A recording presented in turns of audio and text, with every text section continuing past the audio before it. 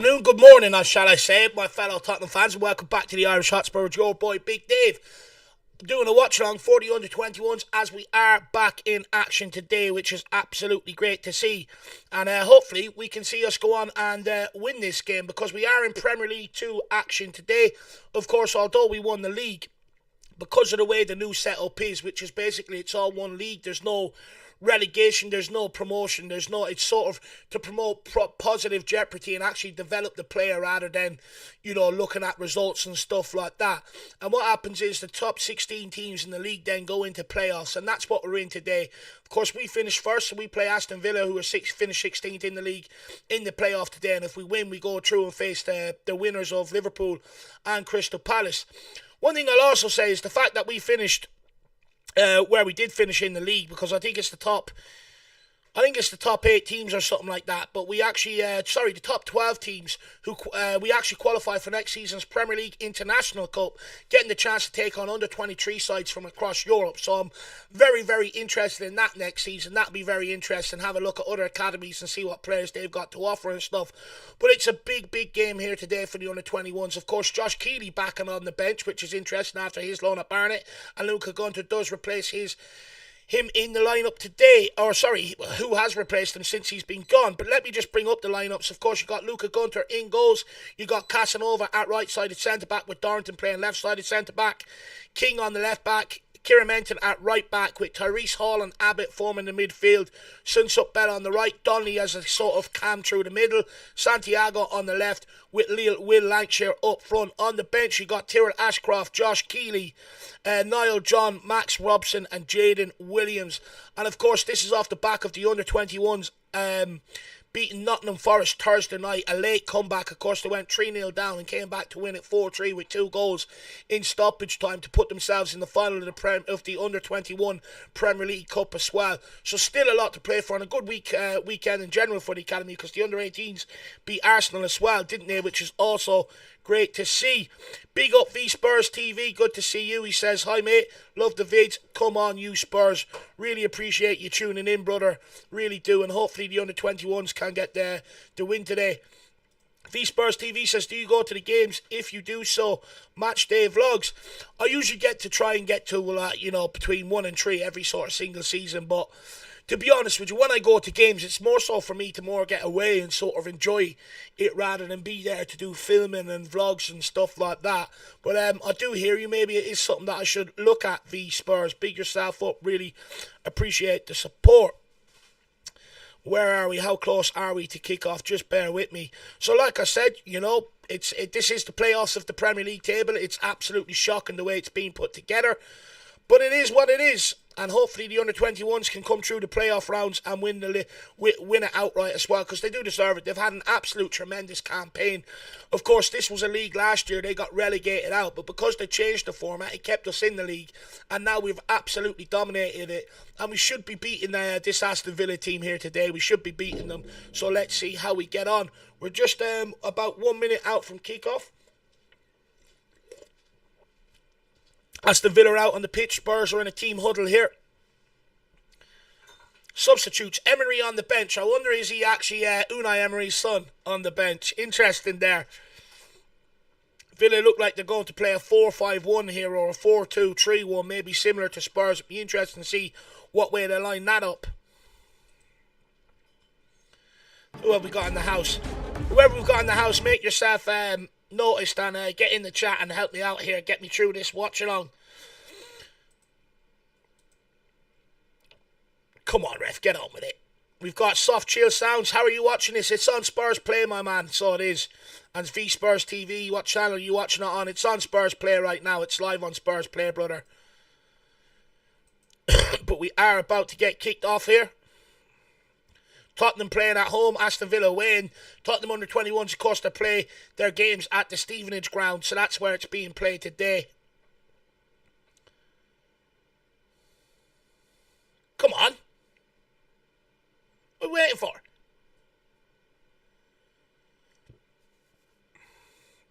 Anytime today, ref. Come on, get yourself sorted out, mate. Bank holiday Monday here. And we're underway. Come on, Spurs. Let's go. hopefully they can eradicate the misery of yesterday's game in the last few weeks. That'd be absolutely ideal, wouldn't it? Tottenham looking comfortable in possession earlier on, winning that over from Aston Villa's kick out. Casanova on the ball right now. Out to Darrington. Interesting. Darrington's gone out to right side of centre back with Casanova over to the left for the moment. Casanova and Darrington just feeding their way into the game. Brilliant piece of play by Darrington. Beats his man, tries to put it in behind, and has come back at Tottenham. That's beautiful from Abbott. Just comes in enough. He's tidied up a lot in there. Tottenham on the attack here though. Will Lancashire with an early chance to present itself. Will he feed anybody? He tries. Oh, it's a good effort from Abbott. Feeds Abbott in. Donnelly! Oh, it's a great save. Has it gone over the line though? Donnelly saying it has. It's not been given.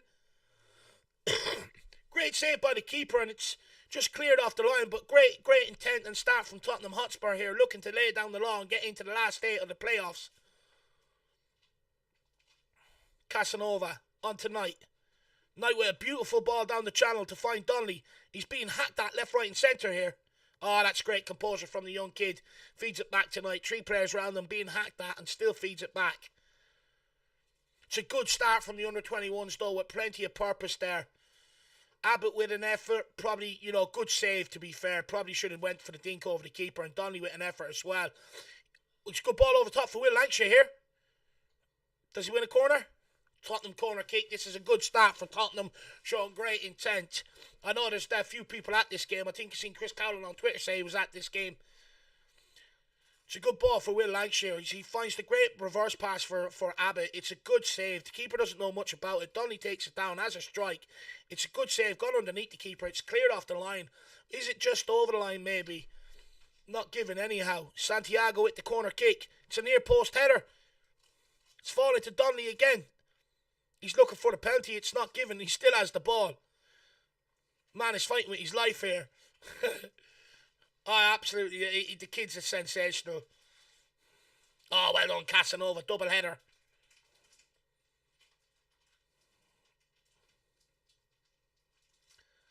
Donny not too happy with the ref here. See who else has come into the chat with us here. Got Adrian Chia, my guy. Adrian, good to see you, sir. How you keeping? Please let me know after yesterday. This is big up, Dave. Stupid format given we were top. I mean, we absolutely walked the league. We had games in hand and everything else. It's an absolute ridiculous format, to be brutally honest. And I don't understand it, Adrian Chia. I do not understand it. It's absolutely stupid. The fact that you can go and dominate a league like that, and because they want positive jeopardy, I mean, you don't get anything for it. You have to enter a playoff system with 16 teams. I mean, what is the incentive of going out and winning every single game? I mean, it drives me mad. There should always be jeopardy in football. It's this is a bit like the MLS, isn't it? No jeopardy, Adrian Chia. I have to speak to Jacko about that one, but it's a stupid format. The only good thing is at least next season we'll get to see our club come up against some under-23s from across Europe, and let's see how they get on. That'll be very interesting to see, Adrian Chia. But yeah, you're right, it's a stupid format. But look, at least we're in the cup final as well, and still have something to go and try and win, or at least get some reward for our season, which would be absolutely brilliant. Big up, Adrian, dog. Good to see you, my man. And do you know what? Your boy Basuma actually had a decent game yesterday, to be fair. He had a good game yesterday, Adrian Chia. She can wear that third kit with pride. Then we also have Aaron Robinson working fit in the kitchen, but have the main man making the day bearable. Least we can celebrate. Spurs doing well. First of all, Aaron, big yourself up. Really appreciate you listening in. Kitchen installs aren't easy, by the way, so hopefully you don't mess it up, because if one thing goes wrong, it tends to throw off everything else, my man. So, long day for you ahead.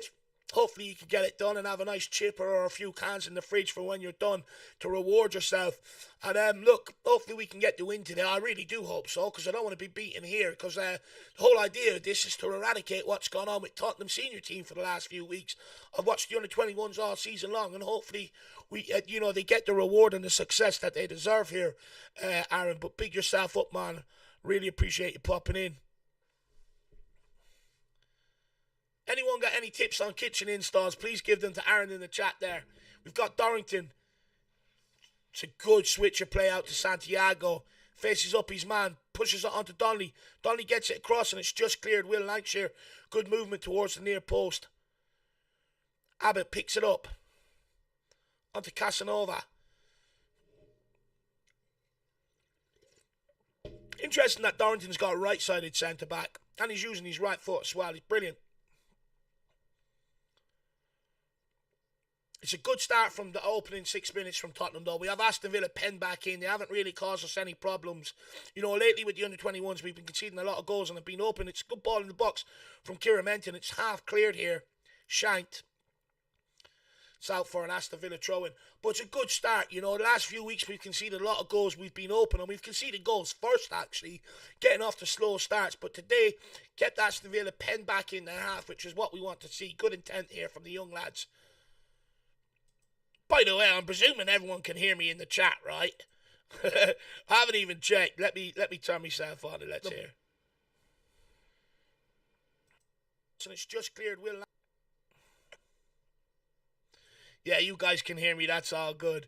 That's all good. Tottenham, Aston Villa throw in here. The referee is taking ages getting on with this.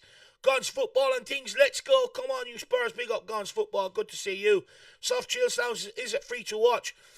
Do you know what? I bought Spurs Play for the pre-season games, and I presume it's a yearly thing. I just paid for it for the pre-season games, and I still got it. So I presume you have to pay for it somewhere along the line, my man. Adventures with Jow. What adventures are we talking about, Jow? Let me know. Where can I see the game? It is on Spurs Play. Richie B says no rest for the big man. Big up yourself, Irish. Come on, you Spurs. No rest for the wicked is now what they say, Richie boy. Look, I like following the under-21s. They give me a great bit of joy this season. I think there's some terrific players there, so you know I absolutely love this. Adventures with Joe. Someone put the stream here, please. Yeah, we can hear you, but we want the game. I can't put it in. I genuinely can't. And, you know, that'd get me killed. DJ AK, big up, guys. What a hard watch yesterday. Giving Salah that much space was suicidal, in my opinion. Well, the joys of rebuild is always going to be rocky. Come on, you Spurs. Just bear with me, I'll get back to that, DJ. Just got an Aston Villa corner here to deal with. Just need me in the centre to get up and get it away. Oh, he's got plenty of air on that. I mean, NASA would be proud. And it's just come straight hoof back across. Oh, that's a brilliant hitter away from Sunsup Bell. I think Aston Villa players need some kicking lessons, to be honest with you. DJ AK. It's gone out for a Villa throw. Donnelly doesn't look too happy there at this moment in time. But, I mean, look, the last week has been very, very hard to take, DJ AK. Very, very hard to take. But you know what? Top four wasn't lost in the last week. It was lost against the games against Wolves where we dropped points from the ascendancy. Same with against West Ham, Brighton, Fulham, even Newcastle to a degree. That's where it was lost, and that's where the inconsistency maybe was killing us. And that's probably why I was getting frustrated at the time, because I knew this would happen. I knew coming into these games, it'd be a tall ask with a lot of these big teams in the business end of the season. And big games back-to-back. How many times have you heard me said that? Like, it's training and stuff, and it becomes very, very hard to deal with, especially if you don't get off to a good start in them.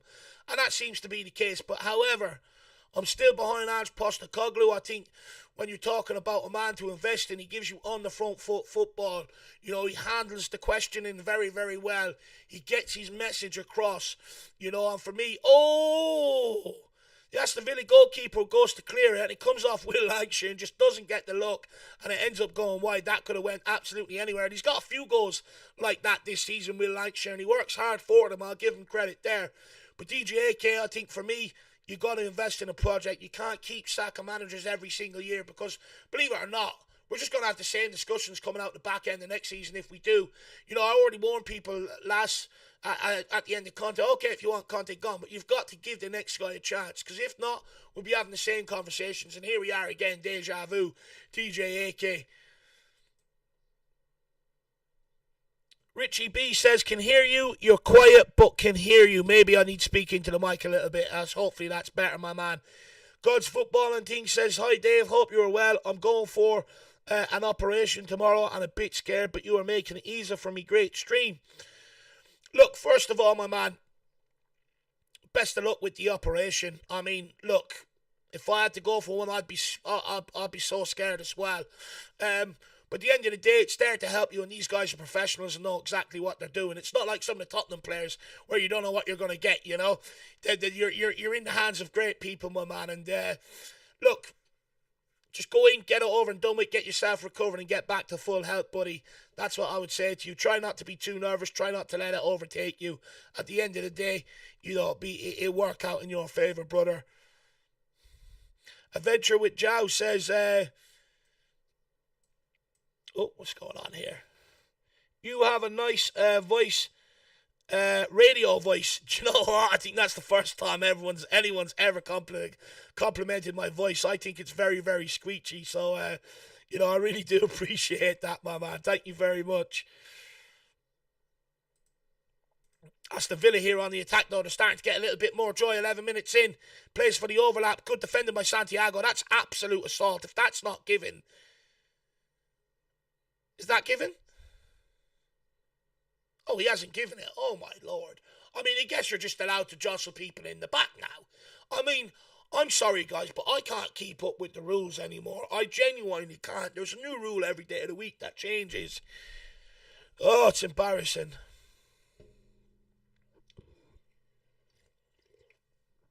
Those of you who are tuning in, please keep smashing that like button. And please getting in your questions or topics or anything you want me to discuss in the chat and help me get through this under-21 watch-along on my own. Aston Villa with a deep delivery again. Another air ball towards the back post. Clearly something that they've identified with Tottenham here. Getting all the big men towards the back post. It hasn't yielded any results for them yet. It's another deep ball in. It's a free header at the back post over Will Lancashire. And it's just gone wide. A really good chance there for Aston Villa. Geez, that centre-back looks about 40. Looks like they pulled him from the over-40s team.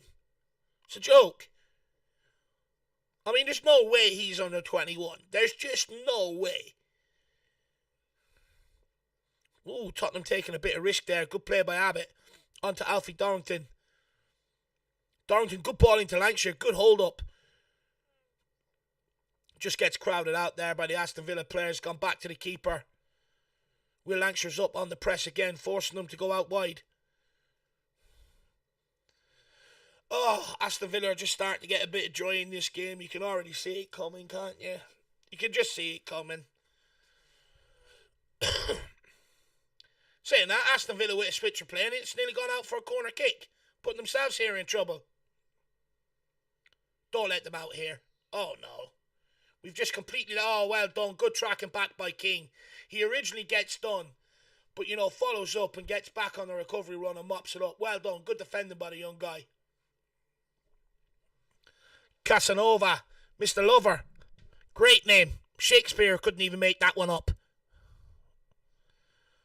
Luca Gunter, of course, under pressure now that Josh Keely's back. Tyrese Hall. Great ball.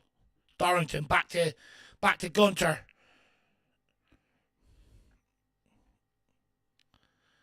Slowing it down. I don't mind this, you know. Take the sting out of Aston Villa's momentum a little bit. Dorrington goes long, straight into Will Lancashire. This time into Sunset Bell. And he just couldn't get it under control. Ooh, that's a bad challenge. It's probably a yellow card coming out here as well. If he gets away with this, fair play. And he gets away with it. We'll take that. But the Tottenham under-21 manager, Wayne Burnett, he's not happy at all. Remonstrating with the fourth official and with the Aston Villa coach here. He's not happy. Royal Rumble. I declare that's the only way to sort it out. Royal Rumble. Aston Villa with the free kick. Just bear with me a couple of minutes and I'll get back to the chat. Try and see this out. This bit of possession here from Villa. I mean, after their team looks like they're senior players, it's a joke. Go for a long ball over the top. Tottenham are caught out here. Gunter comes off his line and clears it well. Mops up very well in behind. Is there an offside flag here from the lino? Oh, 10 minutes later. Thank you, Lino. We'll take it eventually. Right, let's get back to the chat, guys.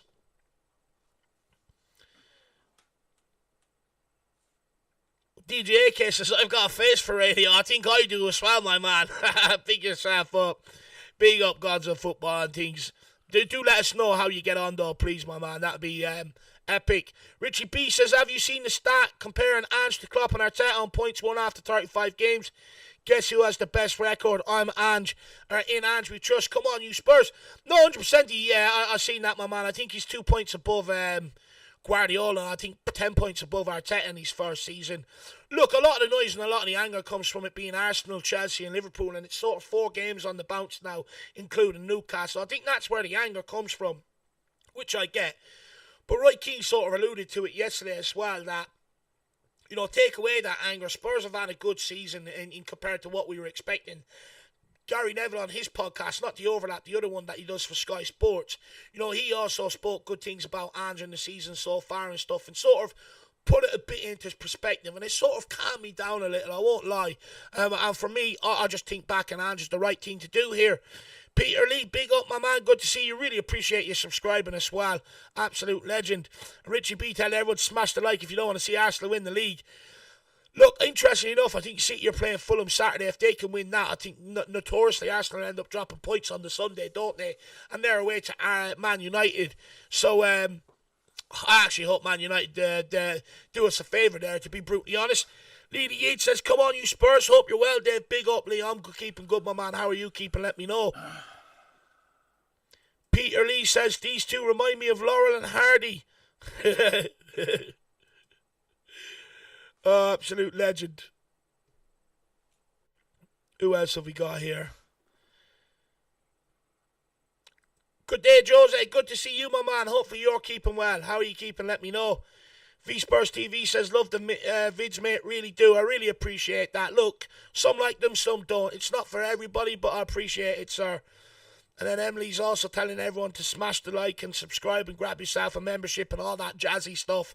So, guys, make sure you do what you're told. And big up, Joff, as well. Good evening to you, sir. Hopefully you're keeping well. Just bear with me. I think we do have the Dermatron here in the house. So I think he's going to be joining me here. Just bear with me. I'll get him in.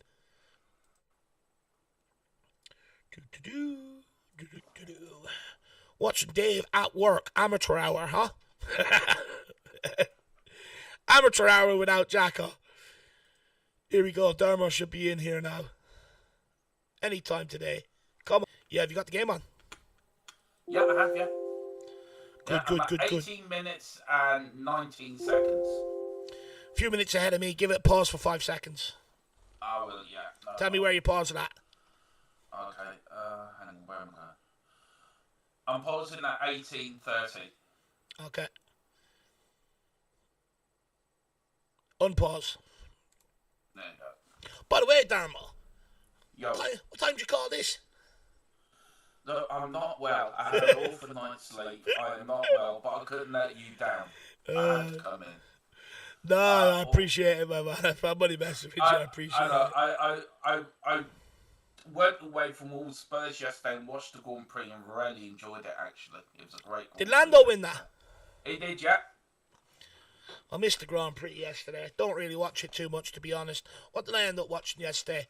I ended up watching Galway Mayo in the Connacht final. Oh, don't talk to me about that. Do not talk to me about Galway winning again. That corner was unreal. And then I ended up watching. I watched the football, of course, as well. I watched Man City. Yeah. Oh no, that was Saturday. Sorry. All the days are coming into one now, Darmo. Big up, Paul Connor as well. Good to see you. Hopefully you're keeping well, my man. Game is stalled here a little with an injury here to an Aston Villa player. Yeah. Darmo, what do you think of the format for this under 21s? It's absolutely shocking. So we finished top of the league, right? Yeah, and now we have to go into a playoff situation because basically the first 16 teams in the league then go into a playoff. And the whole idea behind it is to have no jeopardy. So it's more about developing the player rather than concentrating on results for the under 21s. I mean, what's your thoughts on that? Look, for me, if you finish top of the league, you've won the league. This is like how the Scottish League do it. They split it, after so many games, they split it into two separate things. I think it's a load of crap. I really do. I think just leave it as it is. You win the league after so many games. You're still developing. when you're winning games, when you're playing football and winning games, you're developing a winning mentality, and it's giving you an insight to what it's like if you're fighting for a Premier League title. Do you know what I mean? It gives you that little bit of what it's going to be like. So I think what they're doing is ridiculous. But look, what the Premier League do is a load of crap anyway half the time. So I'm not surprised to come up with a daft idea. They'll probably do it at the pub with that half-fist, you know.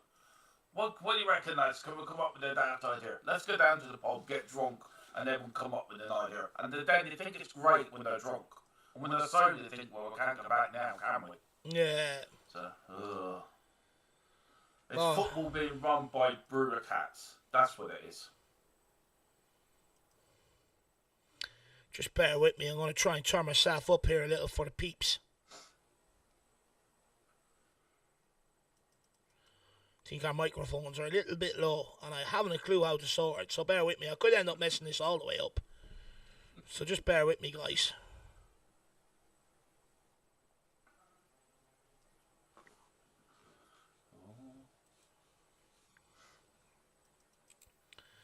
Let's get that one up there a little now.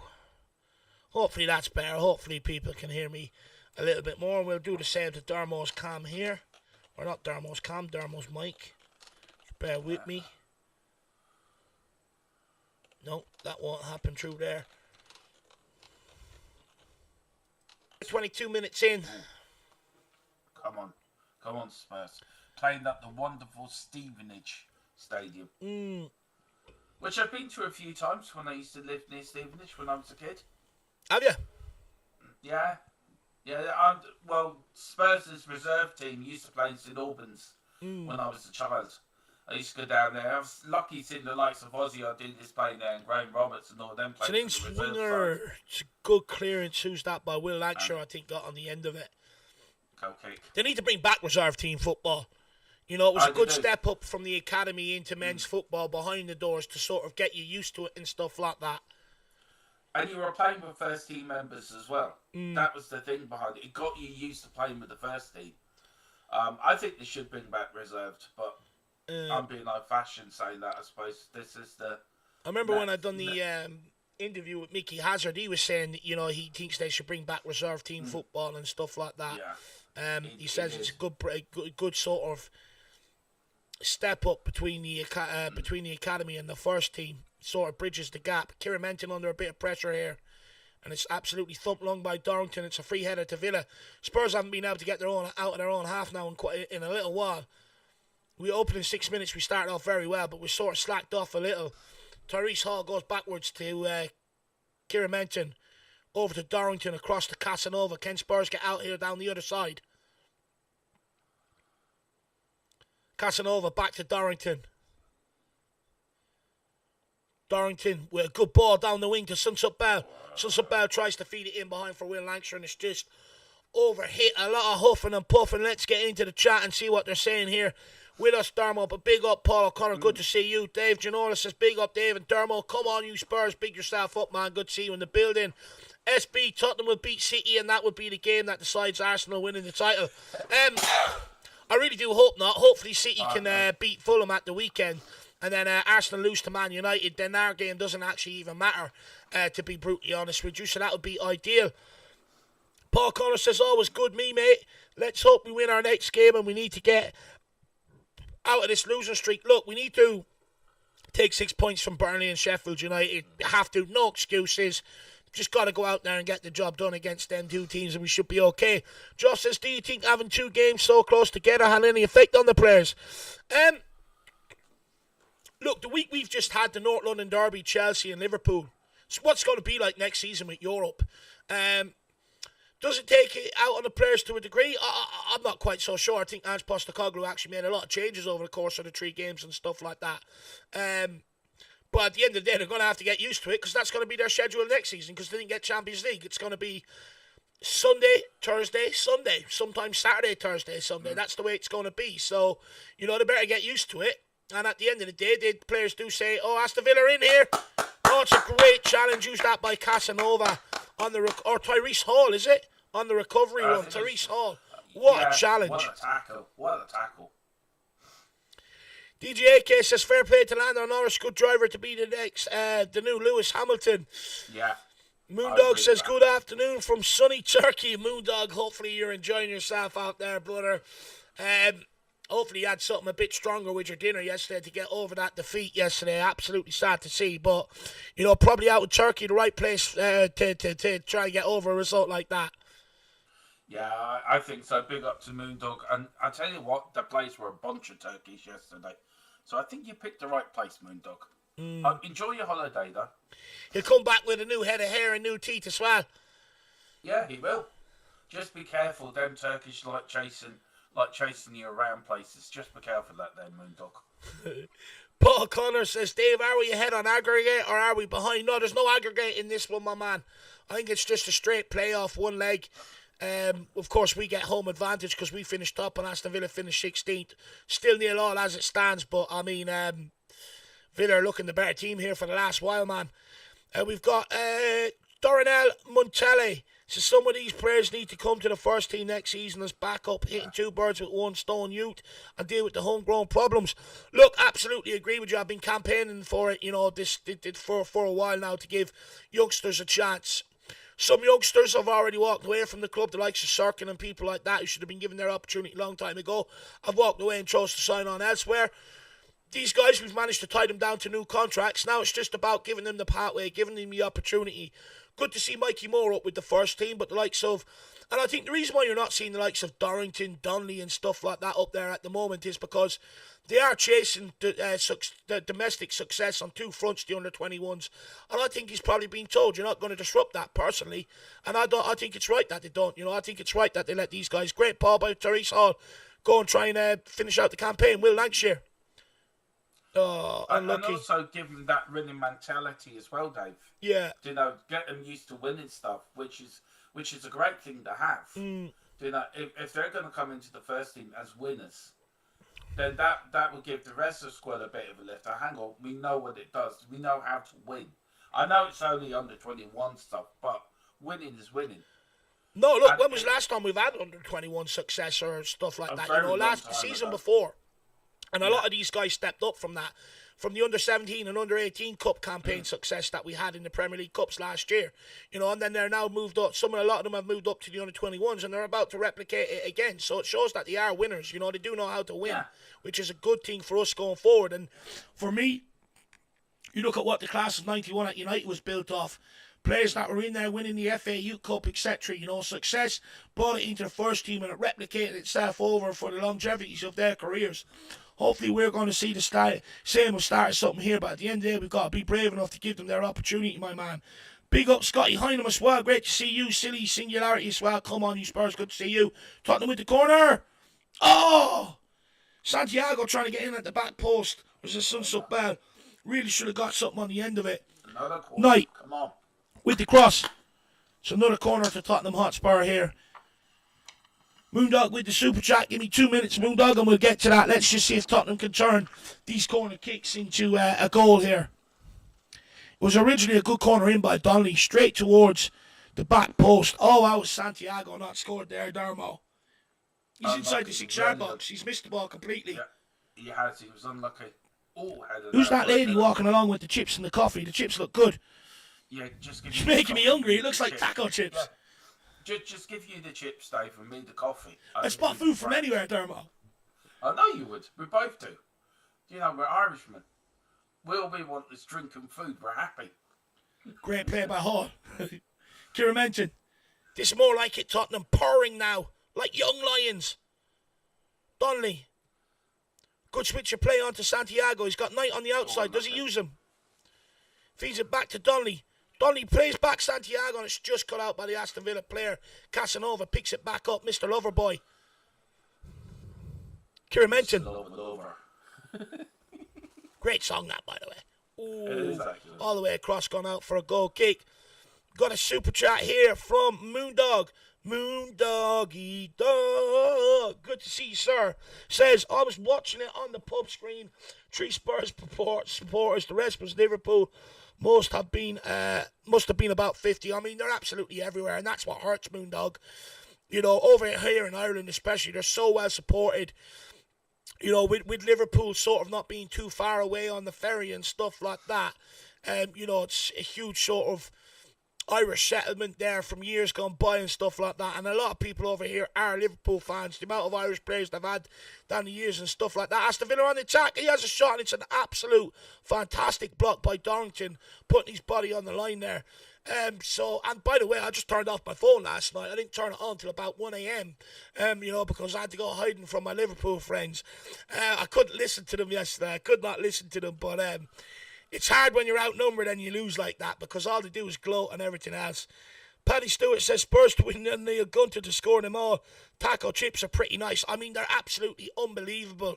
So anyone that doesn't know what taco chips is, it's chips, good cooked chips by the way. Mince on top. You know, you can put peppers and onions in them if you want.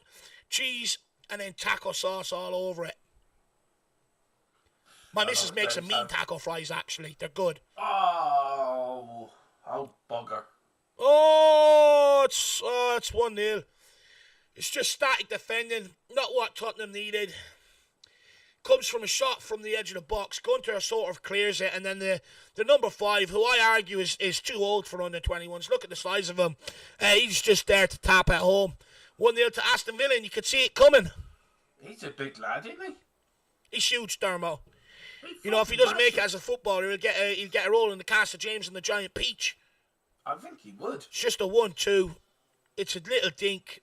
Gunter probably could have dealt with it a little bit better as well, to be fair, and he's just free on the back post for a tap in, and that's Aston Villa 1-0 to the good here.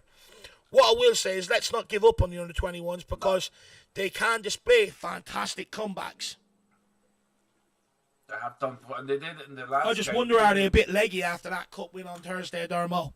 I think there might be, Dave. I think it could be a bit leggy, but look, this is what football's all about. It's games.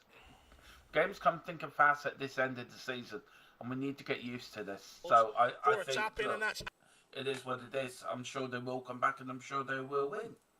You know, they're 50, a good young side. 50 people in house, guys. Make sure you keep doing all that good stuff for your boys. I mean, my man called me David for a reason because she knew I'd be up against it, against the world. David v. Goliath. And I like winning them battles. David always wins as the folklore goes. So please smash that like button and help David in his battle with Goliath. Here we go, Santiago. On to Donnelly. Back to Santiago. Look at Will Lancashire. It's a shit ball. It's under hit. Good breakaway there. That final ball is just maybe lacking right now. Abbott picks it back up. Tottenham, this is good attitude though to going 1 down. I really like this guy, Kieran Menton as well, Darmo. I think he's very tight. The games I've watched him, I don't think he's lost the ball in possession at all. No. I like some of these players in this under 21 side. They really are good footballers. And it's really, to be honest with you, it's so refreshing to see the future's going to be bright at Spurs. And all this doom and gloom at the moment with Ange and the way we're playing and all this time on the attack lecture or an unlucky good tackle. But the future's bright, Dave. We've got to look at the future. And the future is very bright at the moment, and we should take solace in that we've got the right man in charge, we're getting an investment coming in, we're getting Ange's going to be back in the summer, and we're going to get players in, and we've got good youngsters. So we're moving in the right direction. Rome wasn't built in a day. I understand we're all starved to success. But I think we're going in the right place, and which is exciting for me. Where's your camera gone? Did you turn it off? No. Come on! Oh, I thought we scored. I thought Danny was running around celebrating. No, it was come off to number 4 from Villa. Why is your camera it's a short gone corner for Spurs. Why is your camera gone? I don't know. I don't know where my camera's gone. I blame Arsenal anyway. It's their fault. I'll just get a new link and put it back in there. Give me 1 second. Copy link.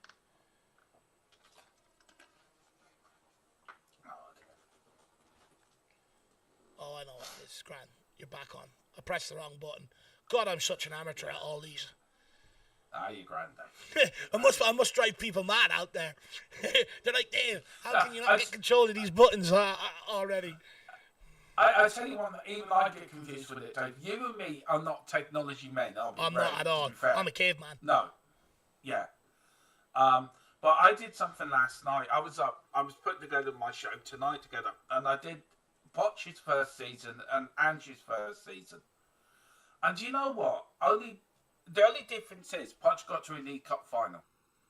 That's the only difference between Poch's first season and Angie's first season. So. Yeah. Oh look, I was doing the research myself because I was saying it last week on Shawnee's. I was putting a video together on it.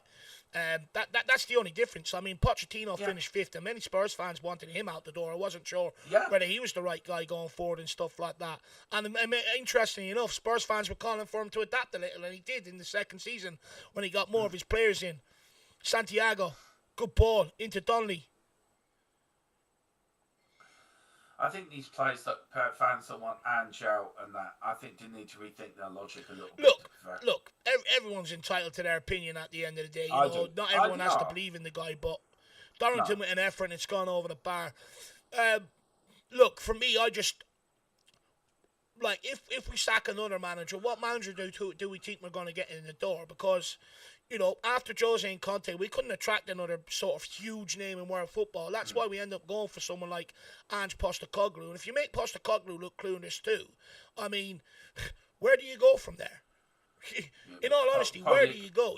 We can't keep making managers look like this. And at the end of the day, it's like, okay, if we sack Ange Postecoglou, who? Who then? Who? Who's the right answer? Who's going to come in with this squad that we've got right now, which is half and half, and get better out of them? I don't see it. I don't see it. It'd be Ryan Mason the 3-year contract now. To be honest with you, Darmo, I don't think the club are going to sack Ange anyway. They've remained very, very calm through this, and Ange's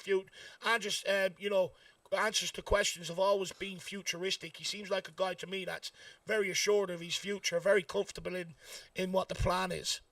Yeah, and I've been hearing from my sources as well. It's all about the future. It's all about investment. It's all about Ange will be back. It's all about.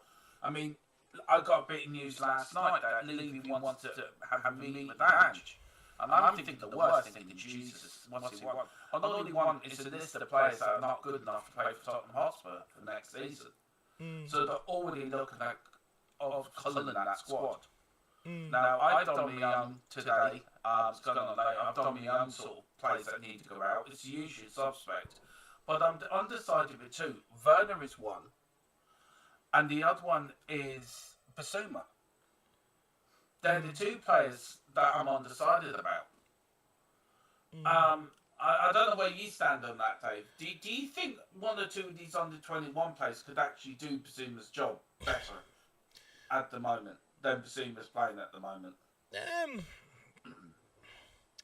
Look, with under-21 players, you're inevitably going to get a couple of mistakes here and there, through their development while they learn and stuff like that.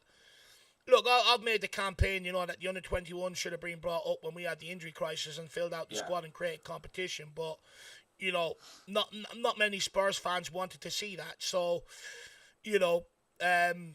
it is what it is, but I think we probably should have used them there. And I keep making this point. We're one of the only teams that don't give youngsters a chance. Everyone says, oh, well, we are fighting up the top of the table and shit like that. You don't have the opportunity. Okay, Rico Lewis and Oscar Bob at Man City. They brought Phil Foden through as an academy product. Let's not forget that. Man United have brought through Kobe Mainoo. That's a penalty. Arsenal have brought through the likes of Saka through their academy and stuff, giving them game time. That should be a penalty on Will Lancashire. Is it going to be given? Nope. You look at Liverpool, look at the youngsters they've given opportunities to this season, Newcastle and Lewis Miley and stuff like that. Our problem is giving them the opportunity. Nobody wants to give any of these guys a real opportunity in the team, and that's the huge problem. That's why, a lot of these players in years gone by have broke the trend and walked away from contracts at Tottenham and gone elsewhere. I think Ange will use them. I mean, during the injury crisis, Dave, I was also with you on that about using them, and Philip, my co-host, was against it. So he said to me the other day, Darmo, why don't we use the youngsters now for the remainder of the season? And I'm thinking, just wide. I think that wouldn't be a bad idea, Dave. Start using them. I know you're saying because they're all going on too front. But see, they've got the cup final now, so that's been and gone. The opportunity's been and gone. They're going to keep this group of under-21s together to try and do the double here. And I think then next season start bringing them up in the first team. I really do. There's a group of players there that are first team ready, that are already too good to play under 21s. personally. Definitely ready for their opportunity. As for Timo Werner, we shouldn't sign him whatsoever. He doesn't solve a problem. If you go off a striker, his finishing and his end product is not there. And if you go off as a winger, I think there's about 50 other wingers, if not 100 other wingers, that are miles better than him out wide. So for me, Werner doesn't solve a problem in any category. I argued this when we signed him. I don't think he should be anywhere near this Tottenham team. He hasn't done fantastic or ripped it up. Here we go. Santiago, onto Jamie Donnelly. He's got a score here. Pulls it across, it's offside. Just to also let you know that my man Johnson's got more assists than any of the forward players out of the lot of them this season. Yeah, off the bench against relegation teams, Darmo. Yeah, look. What has he done against the big teams? I'm sorry, but that's where I judge a player. I don't happy clap a player against relegation teams. I judge a player in the big games. Dave, I'm not happy clap. I can see the potential in them, and I will stick by him. I'm not going to flip flop on him. I'm still going to stick by him. Oh look, I think he has the potential to become a good player. I think he will under Ange, and I think this is his first season at a big club. And I think, okay, he hasn't had great games. I'll admit that. He hasn't played well. I'll admit that as well. But when he has played well, he's been better than Werner, in my opinion. If you put two of them together, I think he's a better player than Werner is. No, look, I get that, but we're measuring him up against the guy that was formerly a striker and has been moved out to wing because he can't score goals. I mean, that's no guy to be measuring up to. Look, at the end of the day, regardless of my feelings on Brennan Johnson, we only shelled out 47 million. He ain't going anywhere this summer, regardless of what people think of him. But I'll be brutally honest, and I'm going early on Johnson here, and it may, I hope I have to come back and eat my words. But Johnson is not a big game player. He turns up against the smaller teams, and a lot of his stuff has been off the bench. He is a good impact player when teams are tired, when there's a lot more space to operate in. A big game player, and I said going into the Liverpool game yesterday, Jack asked me a question about Brennan Johnson. Do you think he's going to turn up? And I said, no, it's a big game. Newcastle, he went hiding. Arsenal, he went hiding. Chelsea, he went hiding. And also yesterday, he went hiding. He does not have the end product. He does not have the speed of thought or the quality to be able to produce in the big games. And he'll never have that unless he changes his mentality. We can sit here and talk about potential and his age all we want. Cole Palmer is younger than him, and he produces on a lot more regular occasions than Brennan Johnson. Yeah. Why? Because Cole Palmer has a better mentality towards football than what Brennan Johnson does. And until Brennan Johnson changes that mentality, he is going to remain this bang average player. And so did the rest of the squad not turn up against Chelsea? And so did the rest of the squad not turn up against Arsenal? Okay, Dermot, I get that. But who had the best chances against Chelsea? Brennan Johnson. He had two massive opportunities in the second half. He didn't get one of them on target. And in the first half, he ran at Cucurella 8 times and ballooned the ball straight off him in front of him. And this is where the double standards come in. Let's not forget, one second. Let's not forget, people absolutely caned Ryan Sessegnon for doing the exact same thing. But yet, because it's Brennan Johnson, it's a free pass. No, I get that, but I think you've also got the rest of the team weren't good that day. It's all right, you quite right, you can pick out players who haven't played well, and rightly so, Johnson did play well, and I'm the first to admit that. But you look at the other players as well. You look at Zoom hasn't played well. You look at Saab hasn't played well. You look at James Madison hasn't turned up since he's come back from injury. You look at some of the players, and you are right to pick out Johnson, and I'm not going to say you're not right, Dave, because there isn't an argument against that. But you also got to look at the other players who are more experienced, who've got more experience in game time, and they haven't turned up either. Where's Madison been with his play? He hasn't played well. No, look, I get it, of late. But that North London derby earlier on in the season, Brennan Johnson missed a huge chance to win it. Everyone else turned up, bar him. Man City earlier on in the season, a lot of players turned up, bar him. You know, I can pull out many big games this season. He's gone MIA and others have stepped up. I know. I just feel... I understand what you're saying, and... Oh, unlucky. I get what you're saying. Play. And there's no argument against it, Dave, and I'm not going to go against what you're saying, because it is right. But no, feel free to go against it. I'm just sharing my opinion. You're the one that brought up Brennan Johnson, by the way. I know that, but I'm just saying there is no argument against it, because if you do look at the games, he hasn't performed, and you're right on that. But there's other players that haven't performed as well, and you can. It's easy for you to say, well, it's only been of late. But hang on, though, I'm not saying other players haven't performed, but you brought up Brennan Johnson specifically. You didn't bring up the squad in general, so you can't come back and go, well, other players haven't performed, because you haven't brought up other players. You brought up Brennan Johnson specifically, and that's what I'm answering to. Yeah, but for me, Brennan Johnson will get there. And he hasn't played well, but for me, Brennan Johnson, and I like what I see. It reminds me of it, I think, a little bit of a Tony Galvin back in the day. And when Gareth Bale started as well, he didn't have the best of records either, and didn't have the best of games, and a lot of people wanted him sold. So I get what he's saying. He's just moved to a big club from Nottingham Forest. It's going to take him a while to get used to it and get used to Ange's play, and give him a summer of getting some weight on, build him up a bit, and get him a proper pre-season under Ange. I think you will see a different player next season, and I hope I do, because I would love him to succeed. I think he's got great potential. He's got, for me, I love him when he plays, because he attacks the full-back. He attacks the back. He attacks the defenders, which I love seeing a player do. For me, he has done. It's one thing attacking, but it's another thing being able to cross the ball. Yeah. I mean, this is what I love about football. It's all about opinions. And everyone has different opinions, and I love that about football. That's the best thing about this game of ours, that we can look at the same player and have two completely different opinions on the same player.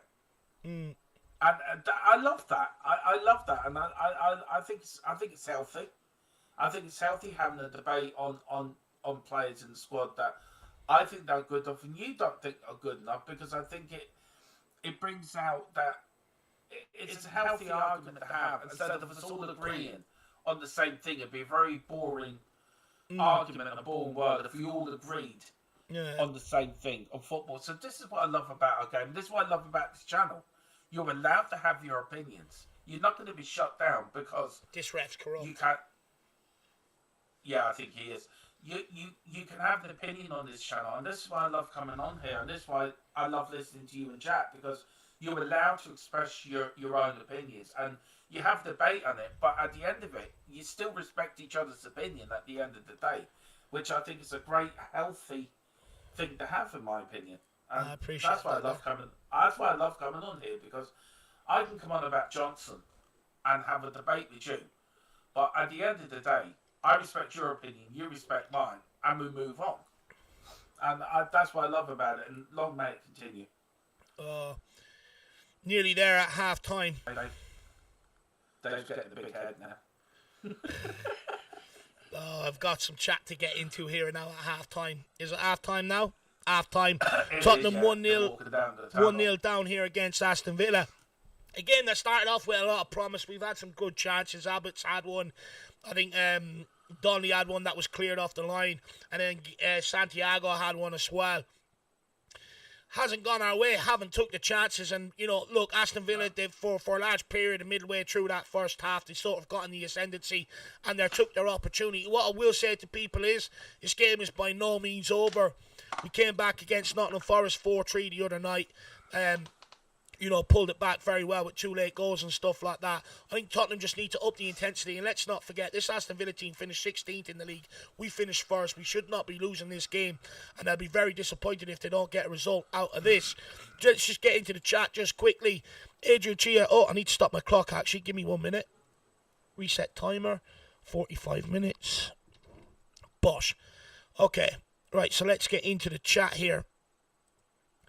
Adrian Chia says we should play Kids versus City. Win, lose, or draw is a win for us. Look, I don't disagree with that. I would love to see Mikey Moore get some meaningful minutes between now and the end of the season. But being brutally honest, I don't think these under-21s will play. I think their game is on a Tuesday night. I think the City game's on a Thursday night.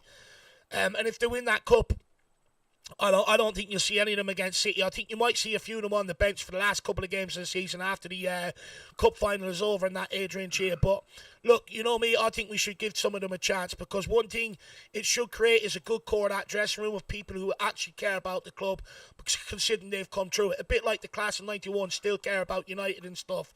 Big up Adrian, really appreciate support. Cyrus says Werner has been better. Better than Johnson, I don't know about that. I think he's useless. Shawnee Maddox says, how's it going, Dave? How do we look so far? Do you know what, Shawnee? We look all right. I would say there's a lot of sort of balls in the final third, a few good bits of last-ditch defending by Aston Villa that sort of cut a lot of it out. But we're getting there. Shawnee Maddox says, is it just me or is Dermot's audio off? Jesus Christ, let me check. Sorry. It could be my voice as well, by the way. Just bear with me, Shawnee Maddox. I'll get back to that in 1 second, lad. I'll go and check it. Shawnee J. Daniel says, Dave Johnson assisted Richie. He's young and still a bit soft at the core. Give him time to cook right through and enjoy his play next season. I don't buy the argument that he's young, though, Sean E.J. Daniel. Look at Lewis Miley and the consistency he's brought into the Newcastle midfield, centre midfield, one of the hardest positions to go into as a youngster. Cole Palmer at Chelsea. Look how much he's carried Chelsea through this season. He's younger. I can put up many players like that. Kobe Mainoo shows a lot more consistency than Brennan Johnson. We need to stop doing this at Tottenham and going, oh, they're young, give them time. We need to start demanding standards of our players. Until we do, players are always going to be allowed to rock up to games, and if they're on it, they're on it. If they're not, they're not. We have to start demanding consistency, and for me, I think it's just a change. I think the kid needs to change his mentality, to be brutally honest. I think a change in mentality, toughen up a little bit, get a bit of hunger between the bit between your teeth. I think it'll serve him well, but is he going to do that? I'm not quite so sure. I'm not sure he has that in him, to be brutally honest, with just Sean E.J. Daniel. And he also says, with no Champions League, Tosin Kelly, Gibbs White, KWP, Marcus are all potential signings as we seek to get a squad for Europe ready for next season. Look, I would love Gibbs White. I absolutely love him. The way he gets on the ball, constantly wants to take the game to the opposition, constantly wants to make things happen. And you know what? He can operate in a deeper position and operate further up the field. Really like Morgan Gibbs White. Who else? Tosin Adarabioyo, I wouldn't say no to. I like him. He came through the City Academy. He's a good player and stuff like that. So let's see what happens there. And then also big up Guns of Football and things says, come on Tottenham. Sorry, Darmo? Is he at Fulham, that Tosin? Yeah. He's on a free. Yeah, I know, yeah. Yeah, he's on a free. So is Roy Kelly. Roy Kelly as well. They're both on frees. I reckon one of them will end up at Tottenham. We've been linked with them for quite some time. I think so. So they will. But Darmo, do you see the under-21s flipping this game now in the second half? Yeah, of course they will. We're Tottenham. We'll come back and win this. 1-0's nothing.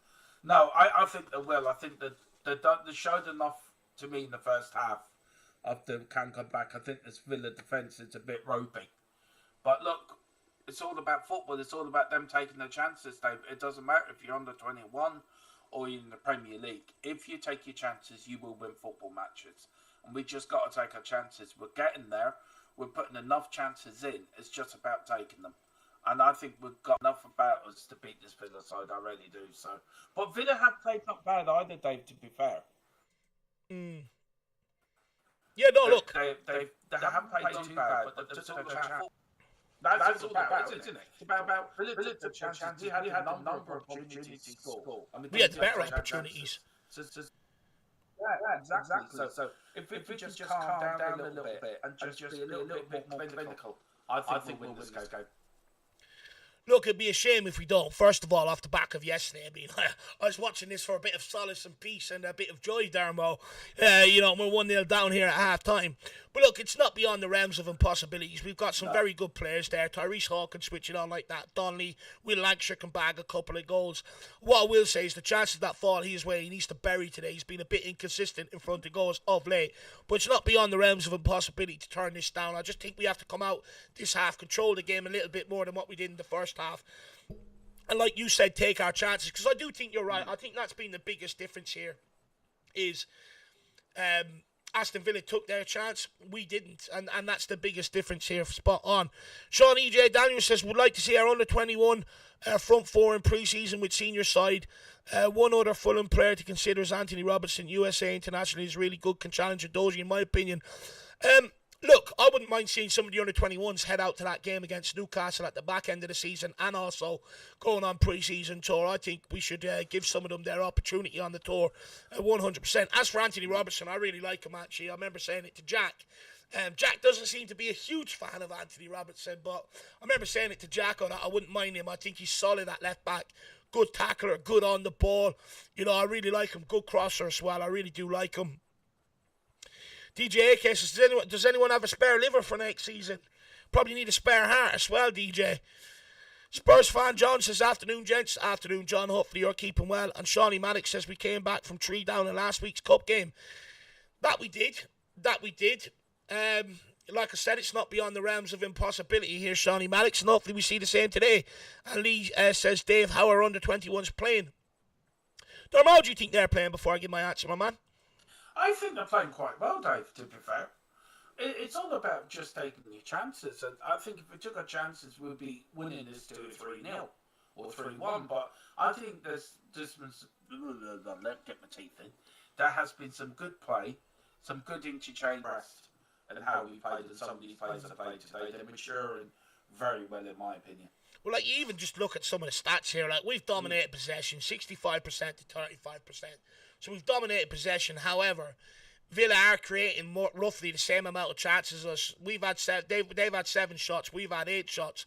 Both had 2 on target, but they took one of theirs. So it probably comes back to them just being a bit more clinical. We've doubled the amount of passes, all that sort of good stuff. So all the stats would tell you that, Spurs should get back to this in the second half. But of course, work rate has to come with that. And in fairness to these guys, that's one thing they do not lack. They also do not lack belief as well, which is also another great thing to see from these guys, that they have the belief there as well. That's why we keep seeing a lot of the comebacks and stuff like that. So, Lee, we're playing all right, my man. Again, just feel I've been a bit more clinical, and that's what it comes down to. Sean, E.J. Daniels says, great show, Dave and Darmo. Off to get the school run done. Come on, you Spurs.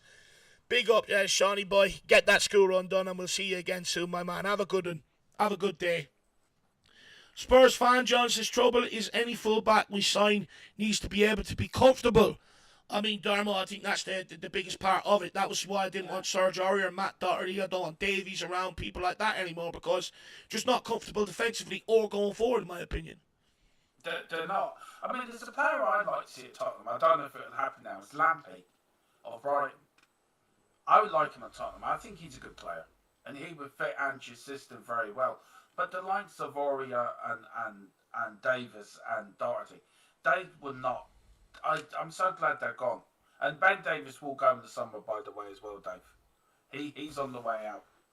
So, for me, we need players that are comfortable playing in that wing-back position. And that's the way the game's going, Dave, at the moment. It is going in that. A wing-back has to be a winger. He's an inverted winger now. So, you got to have players that are comfortable playing 2 roles. And the likes of Davis, Doherty, or them, were never comfortable playing 2 roles. Look, for me, I've always argued, Darmo, great players can adapt to any system. That's why Harry Kane has the longevity in his career of being at the top. Same as Sonny at Tottenham to a large degree as well. What we have is a lot of players outside of Sonny that are suited to a certain system, and they can adapt. and it annoys me. They can never adapt, and that's why managers always end up carrying the can. We've got to start bringing in quality players here who, no matter, regardless of the manager and the system and stuff like that, they can adapt and still produce, and we need to get that level of player in here. Spurs, Spacey J says, I want to watch the match. Where can I? It's on Spurs Play, my man. Live on Spurs Play, so it is. And then Timmy says, funny enough, Brennan, and who's MGW, Darmo? Do you know what? Off the top of my head, I can't remember.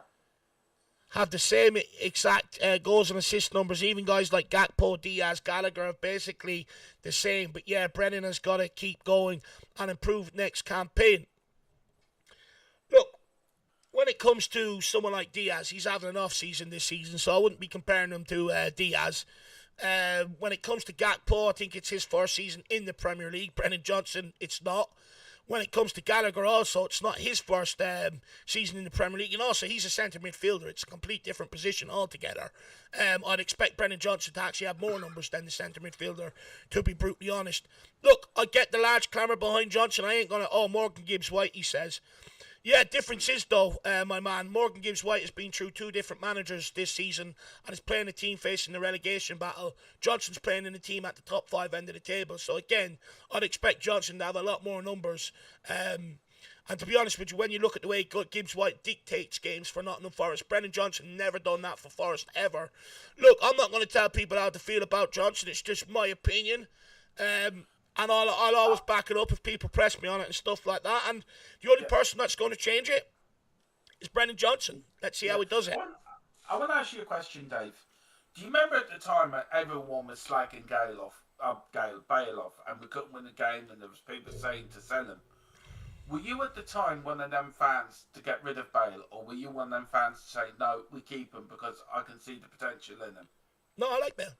I really like Bale. No. Look, I think he won, 20, 24 games without winning a Tottenham jersey. Yeah. Difference with Gareth Bale is we moved him from left back, took all of his defensive responsibility away from him, and pushed him up to left wing. But Gareth Bale also had the hunger and the desire to improve his game. You know, and he got that from a very young age. I don't see that in Brennan Johnson. I think he lacks that. And with Brennan Johnson, he's already a winger. What other position do you put him in to be able to get more out of him? I do see that. I do see he wants to improve. But I was just very surprised because there was a lot of people, I think Spurs are making a substitution here, Dave. Yeah, Niall John looks like he's coming on into the midfield. He is. Look, I love having the Johnson debate with you because it's so fun. I just enjoy it. I do enjoy it. And look, I think playing at Nottingham Forest is at a different level than playing at Tottenham. It's like Richie. Richie for me is a small fish in a big pond. And I said that about Richie many times. You know I have. And I think Johnson's the same thing. Johnson seems to be a bit starstruck this season. I'm playing with better players. I'm playing at a bigger club. And I think he needs to get over that starstruck. And I think he has to get that mentality of, I'm good enough to be here. I'm good enough to be on this pitch with these players. And once he can get over that, I think you'll see him grow and mentality grow as well. Do you know what, though, Darmo? I'm just sick of waiting around on players to perform at this football club. I can understand We don't make that excuse for Van de Ven. He's younger than Brennan Johnson, or the same age, by the way. Haven't made that excuse for Destiny Udogie, first season in the Premier League. He's younger than Brennan Johnson. It's amazing we don't make these sort of... look, I'm going to call it an excuse. I'm not saying it's an excuse coming from you, Darmo. I think a lot of people excuse Brennan Johnson. But we've also signed similar players, younger or in around the same age, first season in the Premier League. And look how they've adapted to it compared to Brennan Johnson, who has an extra season ahead of them in the Premier League. I don't buy it whatsoever. For me, I just think he's not a great caliber of player. He's not at the level we need consistently. I'm open to be proven wrong. Like I said, he ain't going anywhere. He's going to be here next season. Let's see what he does. But here we are underway, second half here for the under-21s. Do you feel players in general, not just Johnson, but players in general, Dave, that develop at different rates? Do you think it's also that they do develop? Some players develop quicker than other players. Is that down to mentality, or is that down to drive, or is that just down to their normal Comes down to mentality, it comes down to drive, it comes down to, putting the work in after training, not going home and sitting on your laurels. Some people, like Harry Kane, for instance, he used to stay back after training and do finishing exercises and stuff without being told to do it, without being asked to do it. Is Brennan Johnson? I highly doubt it, because I don't see any improvement over the course of the season. Look, I do take that rate that players develop at certain rates. But Johnson is never going to reach the top if he takes another 2 years to develop. No, and you're spot on to bring up Harry Kane and Gareth Bale, because they're the way they wanted to improve. They're wanting to be successful and be the best at what they do. You can see it shining through. Different mentality, different mindset. You can see it very early with Harry Kane. And I know the subject as well, Dave, which I'm looking at as we're watching this, as the under-21 on attack. Oh, unlucky. Oh, his what saved. The keeper, was he offside? What is... We need a striker. I feel... Darmo, I'll be brutally honest. I don't want to go into the conversation about a striker. I'm watching the under-21 game. I highlighted it in the summer, and everyone called me mad and ballistic. I don't want to talk about it. I highlighted it. It's come true since. Now I'm glad everyone's on my level of thinking that we need a striker, but I'm not speaking about it anymore. I've spoke about it enough, and everyone shut me down at the time. I'm not speaking about it. Sorry. I'm not. I was on the right side of history, and I'm not going into it now. People want to come to me 6-8 months later and go, oh, I think Tottenham need a striker. I tried to highlight at the time, and no one wanted to listen. I think everyone knew we needed a striker. They didn't, though. No one said it. No one said we needed a striker. Everyone said, oh, we'd be fine without Harry Kane. It won't make a difference, this, that, and the other. And it clearly has made a difference. Like I said, I'm not getting into it. I'm not having people coming back to me 8 months later going, we need a striker, when I tried to highlight the hole it was going to leave in the summer.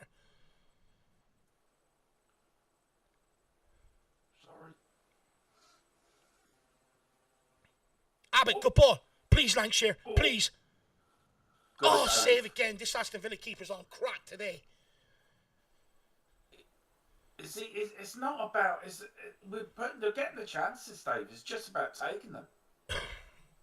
That was a good shot and a good save, but it's all about... We have got the ability of taking this Aston Villa defence apart a little bit. We do. It's just their keeper needs to fucking not save one. He's on crack at the minute. Yeah. Derek Hutchinson, good to see you. Says Johnson is a championship player. Shawnee Maddox says Dave Johnson needs to improve, but we are seeing a lot of potential. Let's see what he can do next season with more competition. Look, let's wait and see. Like I said, I'm not writing him off completely. I'll just give him my opinion. I don't think he's got that mentality that we need of players at that level. You've got Sean E.J. Daniel expect us to play 4-3-3 rest of the season, and next season as that is Ange ball, and the 4-2-3-1 was just a stopgap. Bergvall, Donnelly, Devine to be regular minutes in the first team next season. Look, Devine's an interesting one. I do think it's getting to the age where at some point we have to give him his opportunity. He has it. The low move from the step up from Port Vale to the Championship for the second half of the season hasn't worked out in Devine's favour. They tried playing him in a deeper role, more an attacking role and stuff like that, and it just hasn't worked out in his favour. But Tottenham are through here. Will Lancashire, it's off the post. He still can't score. Oh my lord, how many more chances does he need? Oh.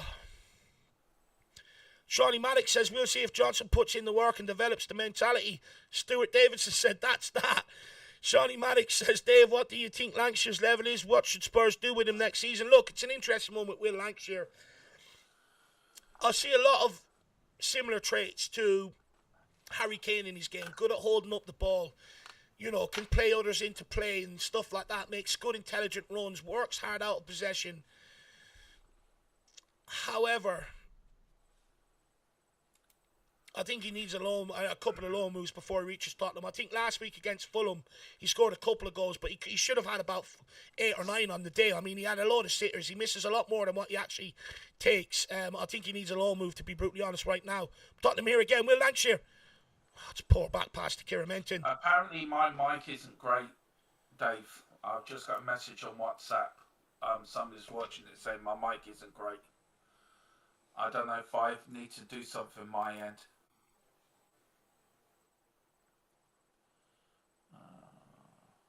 Oh, I don't know what's going on with it. I don't even know how to sort it out, Darmo. Give me a second. I'll have a look. I've got my my end. I can sort stuff out my end.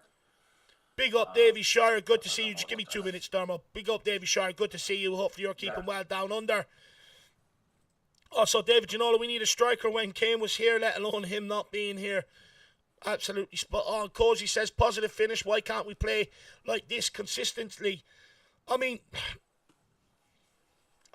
look, first of all, you need a whole squad to be able to make it consistent. You're going to suffer injuries to first team players and stuff like that. And for me, you're gonna keep seeing inconsistencies when you've got players that at the squad that have been inconsistent for years. You need a whole squad pulling it the one way to sort of make it consistent over the course of a whole season. Cozy, but good question, my man.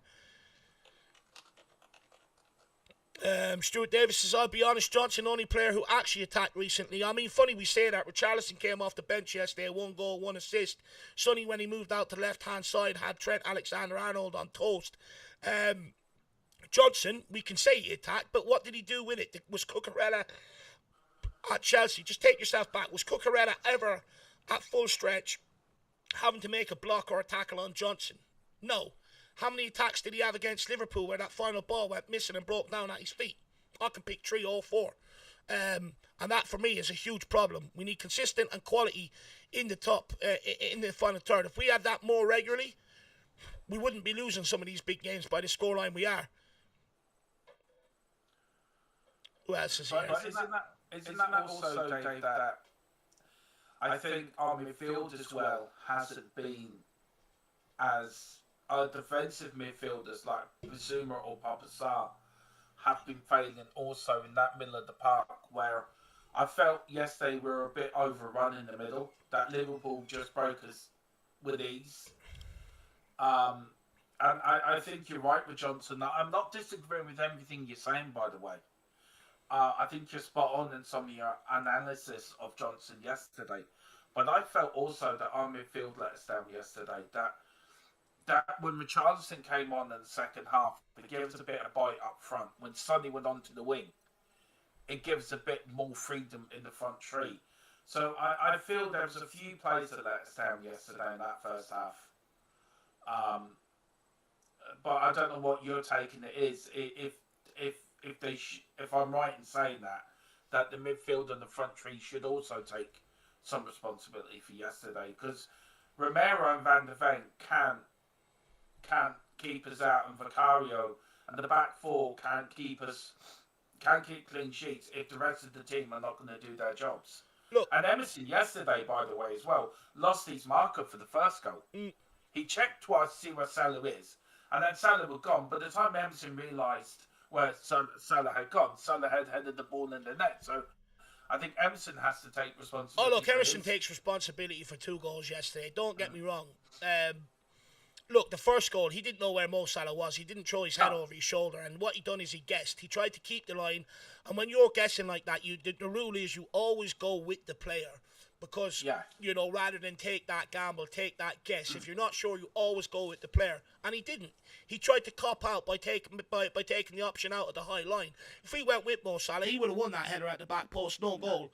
The third goal they scored, done great job getting back and defending Salah, but then thinks he's all day on the ball. Thinks he's Ronaldinho on the ball, and he's not even Ronald McDonald. And that's his problem. He thinks he's too good on the ball. In terms of the midfield, I'll be brutally honest, I actually feel really sorry for the midfield, to be quite frank with you.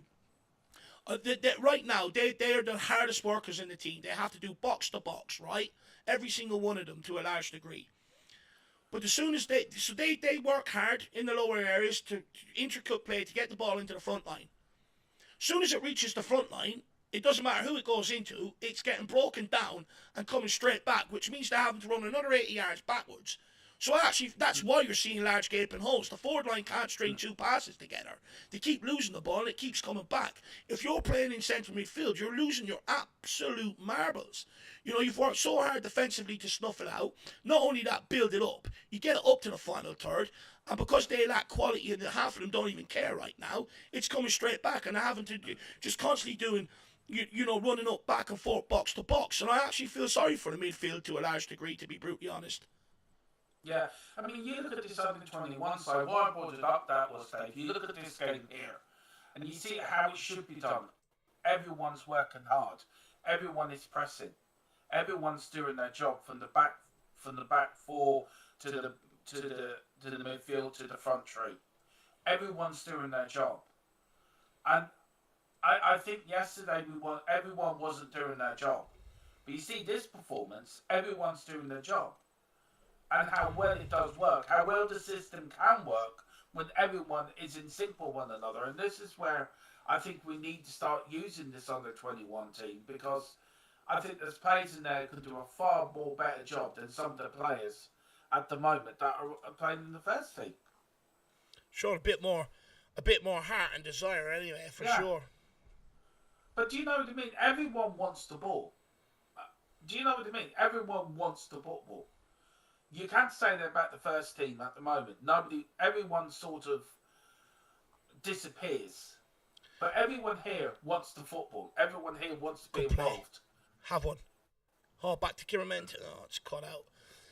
See, there's the pressing again. Look, the difference is as well, the under-21s are playing for a career to get into the first team, so they're not going to be spoilt, they're not going to cheap out, cop out and all, right, because they're trying to make their way into professional football. Or players we've got, they've already made it. Oh, hello.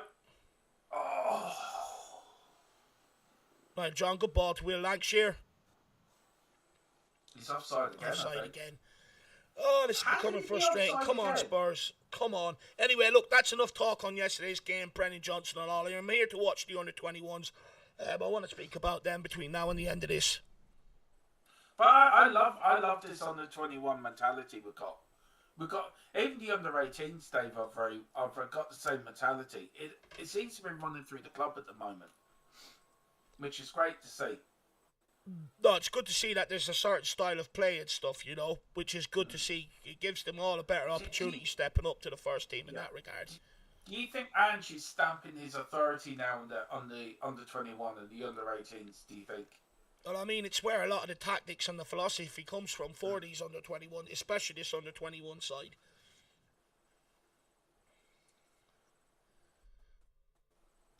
Oh, his fella. I won't have it.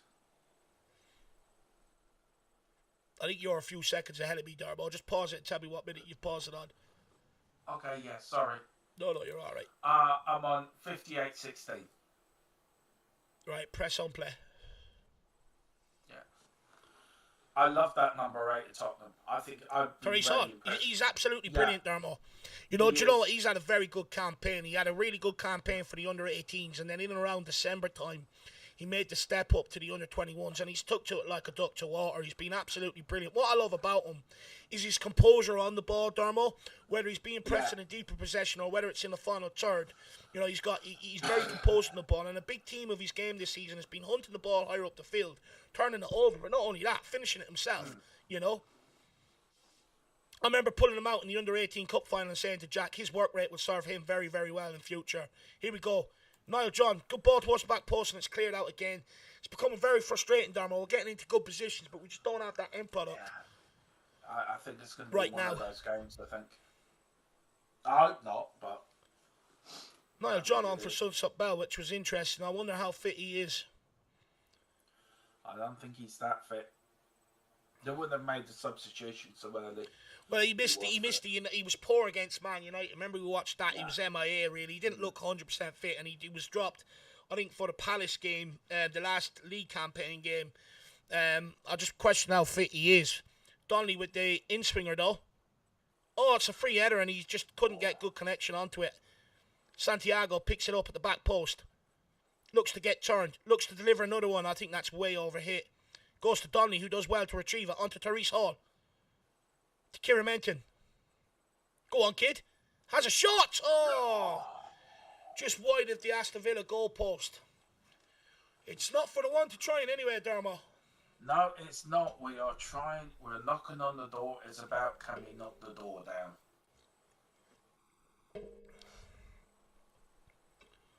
Stuart Davidson says, good to see, but who broke through last? Who was given the chance? I think Harry Kane, wasn't he? Yeah, Only Skip, actually, maybe.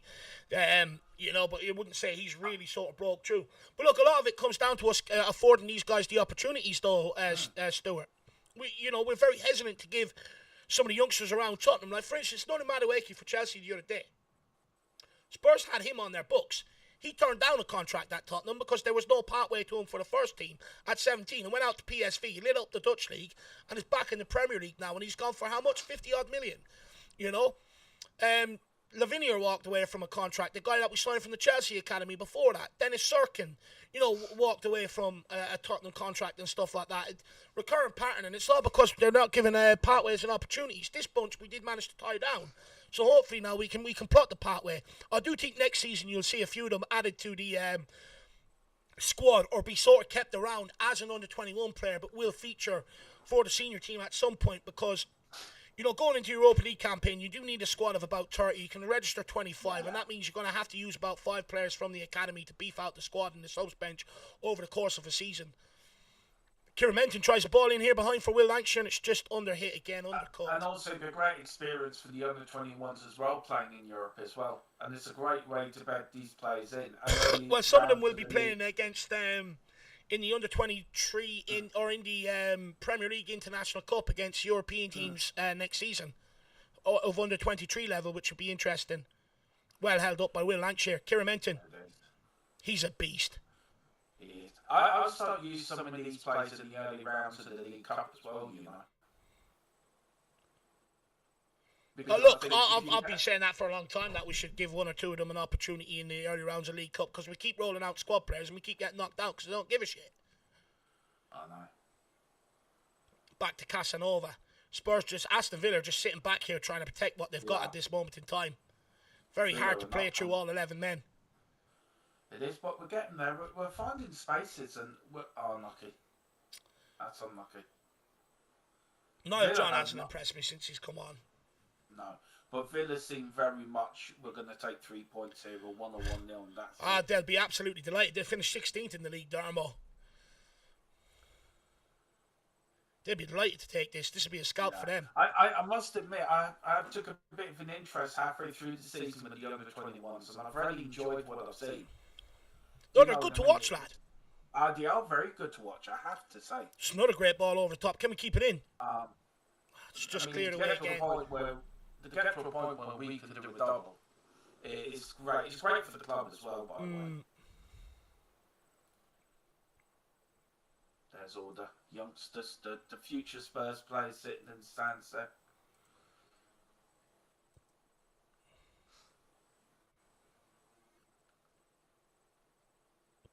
Oh, that's a penalty. How's he not giving it? He's giving a free out the other way. Embarrassing. How's he not giving that to penalty? This referee's corrupt. Embarrassing, lad. What's he been offered? He's been offered a date with Emery. That's what he's been offered. Let's see it again. Oh, that's a penalty. Took him out completely. Spurs players are wondering what's going on. He's giving a free kick out here. Would you make any more changes, would you, Dave? To be honest with you, Darmo, all our best players are on the pitch. We don't really have many game changers off the bench. No. I think what you might see is Ashcroft come on at some point for maybe young King there. Good tackle. He's been booked for that. Cozy says what we need is Dave and Darmo to go in as motivational coaches, guaranteed success, big up. Look, I think I'd definitely help a few players, the likes of Brennan Johnson and stuff like that. You know, I think they need someone like me in their camp who's not afraid to tell them some home truths to get them to improve and stuff like that. And I definitely think I'd have them up for games, more up for games than what we're seeing right now, for sure. I just use my inner Michael Collins. That's what I use. Emily Dunn says, great stream, guys. Very handsome host today. I appreciate that. I don't feel handsome, but look, I'll take it. I tell you, he is. He's a handsome fella. Lee says, how does King look at left back? Do you know what? He's been a bit hit and miss this season, to be brutally honest with you, lad. I probably going a bit earlier, but I'm not sure he'll make the grade at Tottenham. David Shire says, pre-season will be so important day for these players. I hope we don't waste it like this season. Look, I hope not, but as well, Postecoglou had to bring everybody, didn't he, to sort of decide who's going to be with his squad, who's not. Now that he's already made that decision, some of them spaces should be freed up for some of these academy prospects to go with them this time around, Derbyshire. Are you going to the Newcastle game at the end of the season over there? Let me know, my man. What do you think to that Newcastle game at the end of the season, Dave? Are you for it or against it? Do what? Are you for it or against it, that Newcastle game at the end of the season? Look, don't get me wrong. I think it's very nice for people out in Australia who wouldn't normally get to see Tottenham, get to see them and stuff like that. Look, don't get me wrong. I think there's a huge commercial element behind it with Ange Postecoglou being our manager. And to be brutally honest, for the players, I don't think it's right. I don't think it's right for the players. The amount of games they're already asked to play at club level and international level, let alone end of season tours. But look, it's not the first time Spurs have done this either. There's been a few of them over my lifetime of being a Spurs fan. It's great for the fans, but I don't think it's good for the players, Darmo. No, I agree with you on that 100%. I don't think it's good for the players.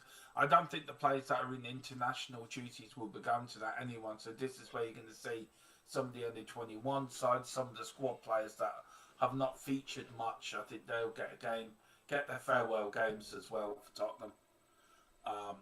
But it's great for the people of Australia. I hope David is going, because I think he would love to go and watch them play. I know Hotspur Hippie's going all right. Yeah. Hotspur Hippie's going there to find Ange and get an interview with him. He'd be there in his Spurs Booker hat and his jersey. Yeah, Lovely. He will be.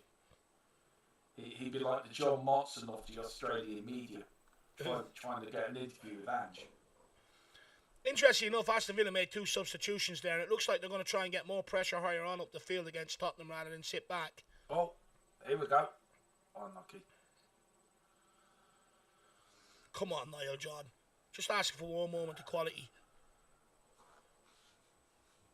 Why is it so warm in this household?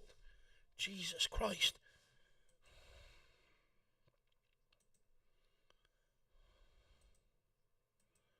Oh dear, pardon me. Come on, Spurs. Is it warm where you are, Darmo? I mean, it's cloudy here, but it's bloody roasting. Yeah, it is. It's slightly warm, but I'm freezing. Ooh, it's warm. Either that or I'm coming down with something because I am sweating. Right, one second, I need to go and see if this heating is on.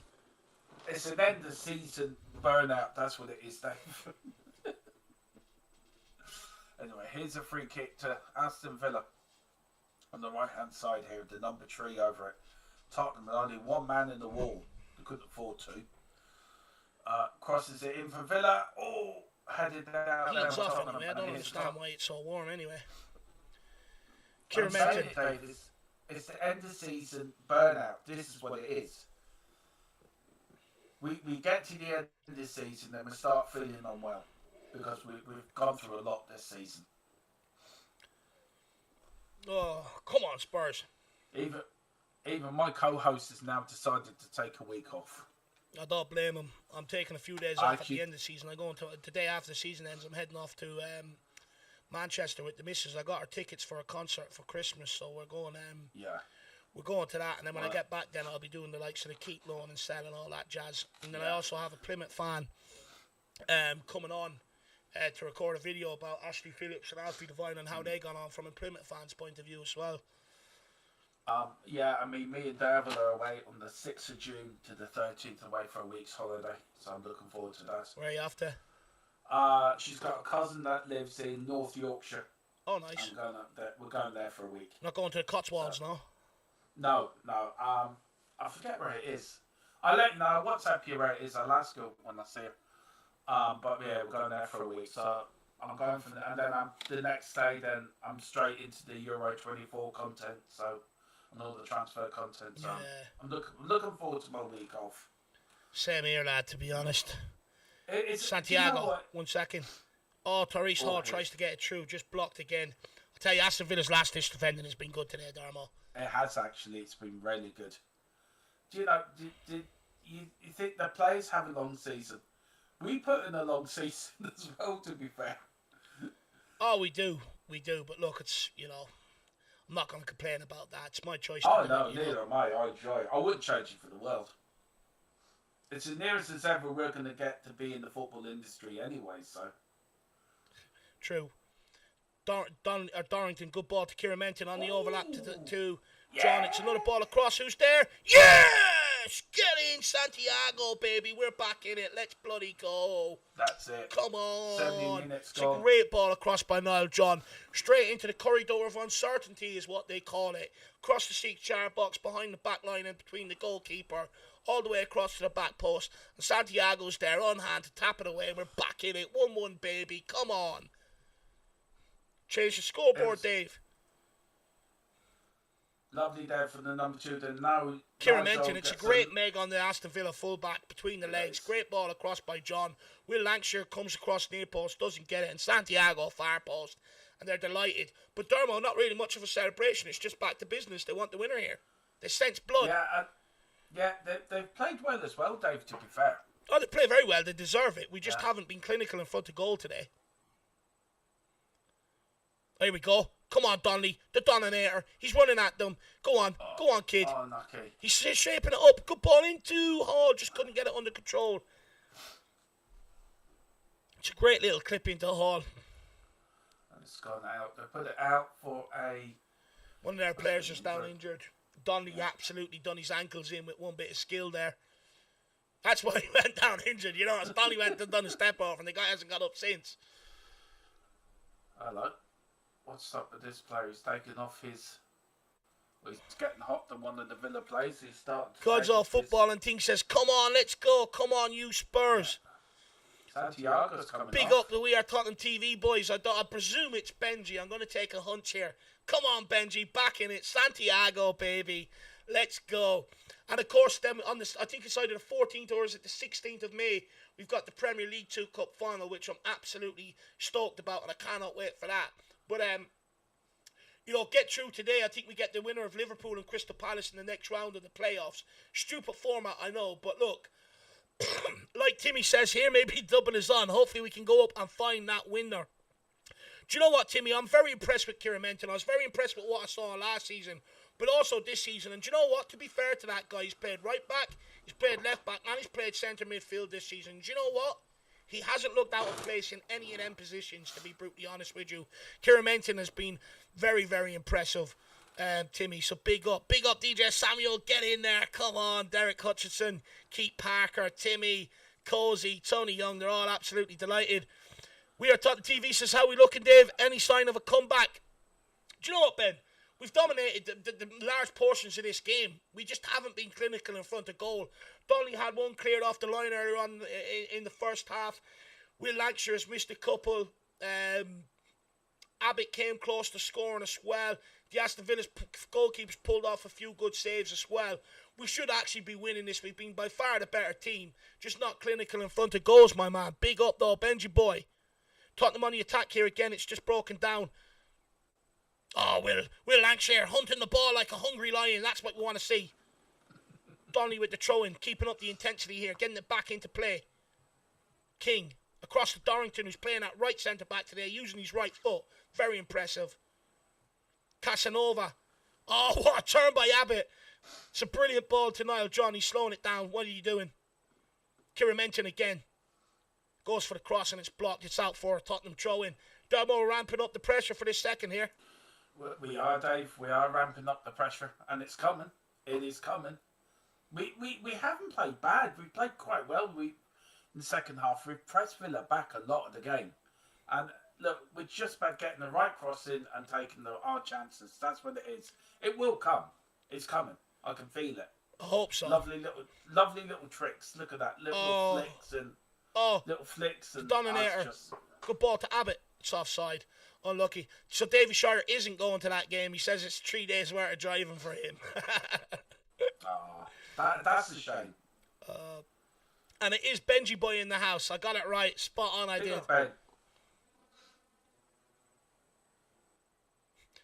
Christian says he needs 3 more goals for Tottenham. I presume you have a bet on Kieran Menton marauding forward here. It's a great ball into Will Lancashire's chest. Takes it down. Cuts inside. Gets a shot off. Yes!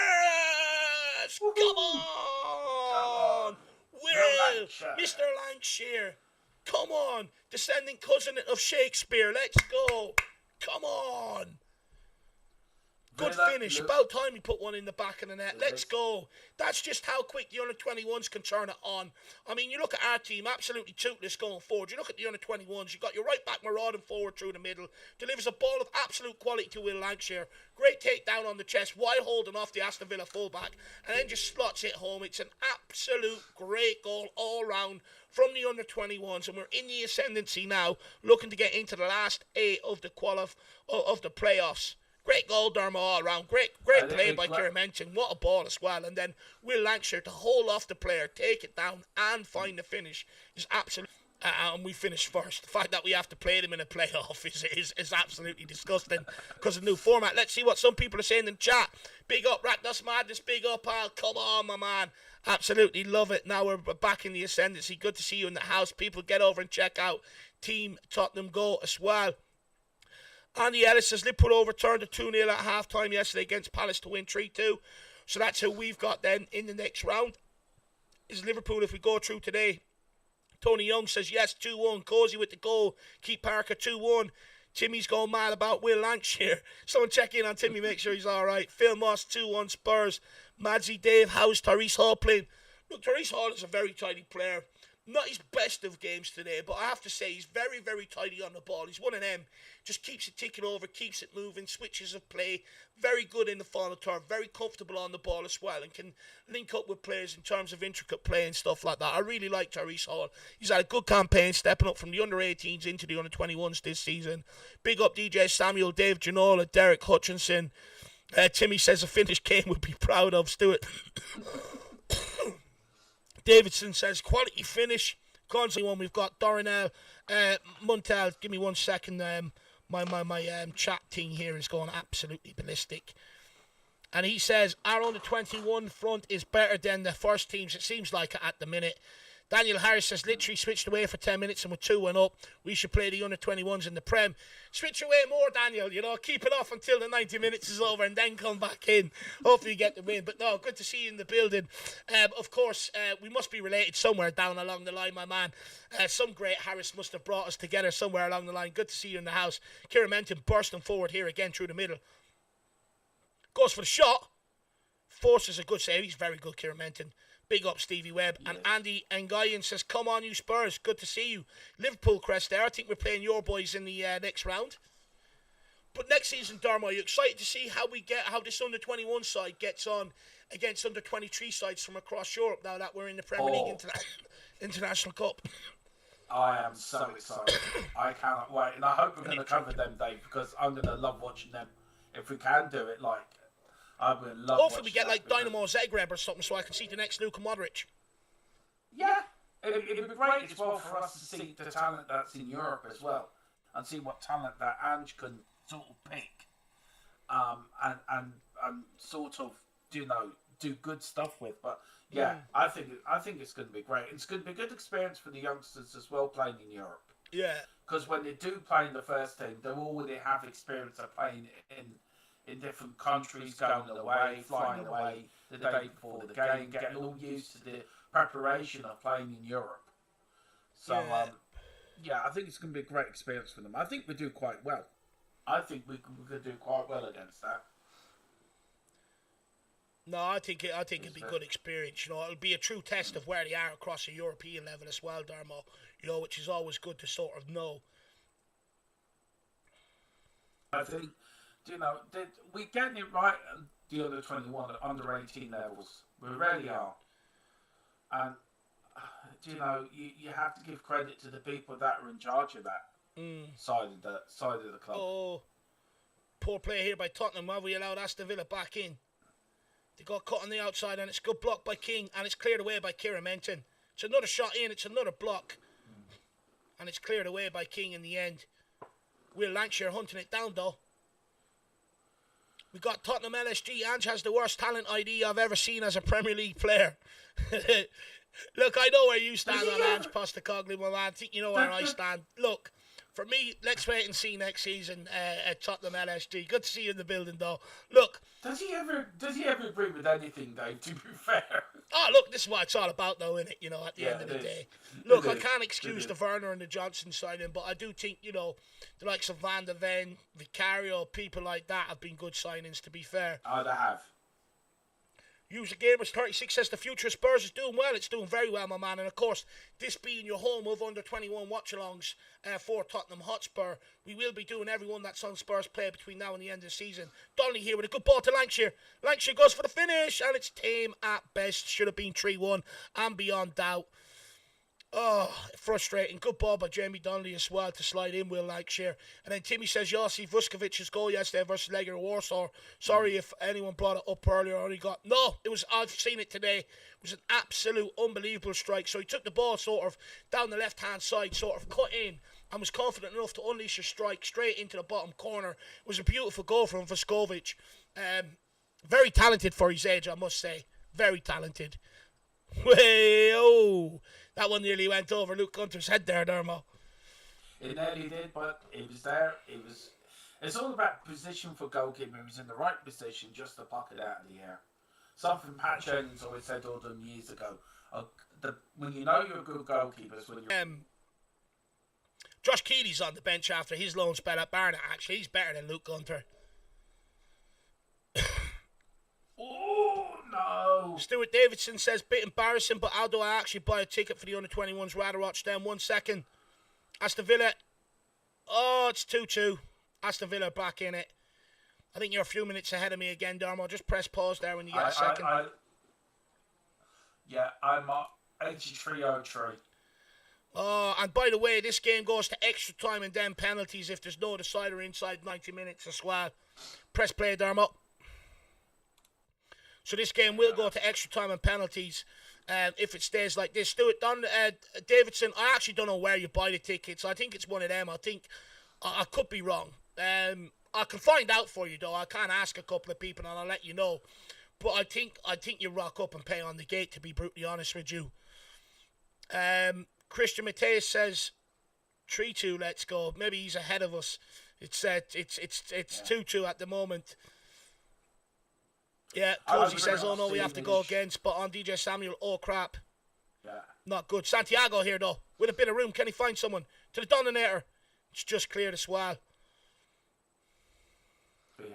Dave Ginola says, toxic fans, if you think Ange is the problem, look at Klopp's first season in charge of Liverpool.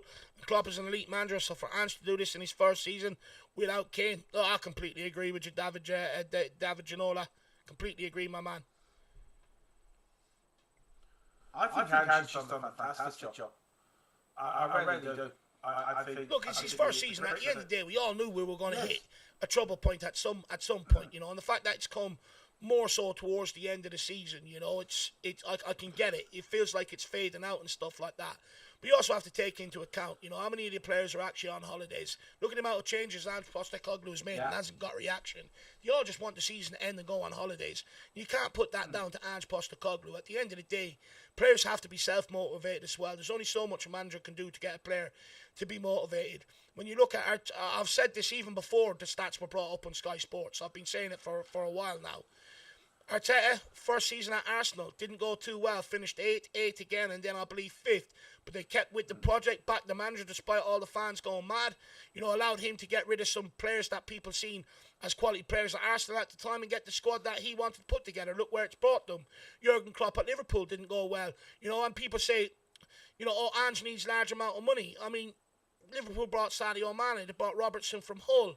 You know, people like that who didn't cost a fortune at the time to rebuild his squad and stuff. And for me, I think we just have to go through the pain. You know, it's hard, don't get me wrong, but I think we have to go through the pain right now. Aston Villa looking to probe forward here, though, and go for the third. Will Lancashire back here defending. He gets turned, though, and the cross comes in. It's taken down. Can they get a shot off? Can we prevent it? That's absolutely brilliant play. Brilliant defending, I think, there from I think it was Casanova back there. Only on the ball. You talk about other managers. I mean, Klopp's first season, he only spent the Coutinho money, but he bought 3 decent players with it. And the rest of it, he just built the squad out with other good players. So you don't need to spend rakes and rakes of money on world-class players. You need 2 or 3 and then you spread the Kieran squad out with good players, and that's how you succeed. You don't need to spend hundreds and hundreds of millions. Oh no! Oh! And that all came from Kieran Menton going to switch play. Gives it straight away to Aston Villa. They break down the right-hand side, get across in the box, and Kieran Menton's man at the back post gets on the end of it and misses from 6 yards out. We have got away with one there. We need to switch on, or we could be in very danger of losing this game. I was poor by Kieran Menton defensively and that switch of play. He's actually had a really good game. Surprised. Come on, Spurs can do this. Come on, Spurs. 100 people in house, keep smashing that like button if you want the under-21s to get through today's game and make the last day of the playoffs. Get to the chat now while we're waiting for this goal kick to be taken. Dave Janot says, a fan of TalkSport said Andrew's in a manager, he is a PE teacher. How can we even say a PE teacher manager team in Champions League law? I think it's harsh, to be brutally honest. I think it's harsh. I get the reaction, don't get me wrong, I do get the reaction around Tottenham right now. You know, it's every single season we're in this situation. But sacking a manager is not the right solution in terms of this one. We've done that how many times, and has it worked out to our favour? No. So why are we going to keep doing the same thing? Aston Villa in behind here, though.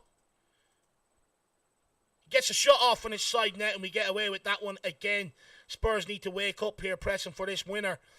Daniel Harris says, oh, cock, I promise I wasn't watching them when they equalised. I look away again. But look, we won't blame you. We won't blame you, my man.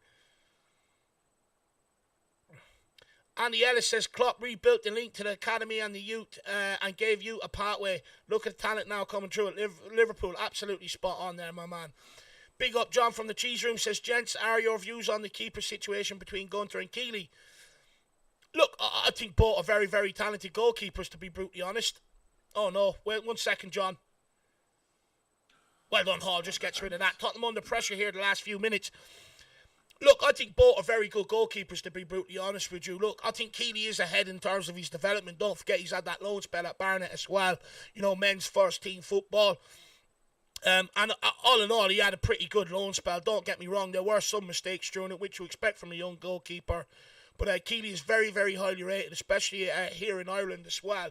Luca Gunter is a very good goalkeeper as well, good with his feet, assured with his saves and stuff like that, and probably could do with a low move as well to develop, but we were never going to loan the two of them. And there's an under-18s goalkeeper I think we loaned out as well to some team for first team football as well. Interesting. Donnelly picks up the ball.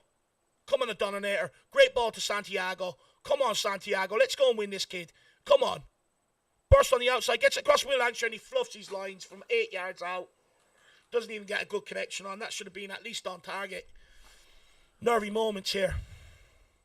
Kieran Menton picks it back up. Back into Therese Hall. Good 1-2 between them two. Therese Hall running forward with it. On to John. John to Dorrington. Across to Casanova. Out to King. Tottenham pushing here to try and go and get this winner. That's a free on Santiago. Surely, referee. Thank you. Might get one last opportunity to put it in the box. Few young Spurs fans there in the stand. Good to see. See if there's anyone I know. Or let's see what the food in the chip van is. Can we get a good delivery here from Santiago?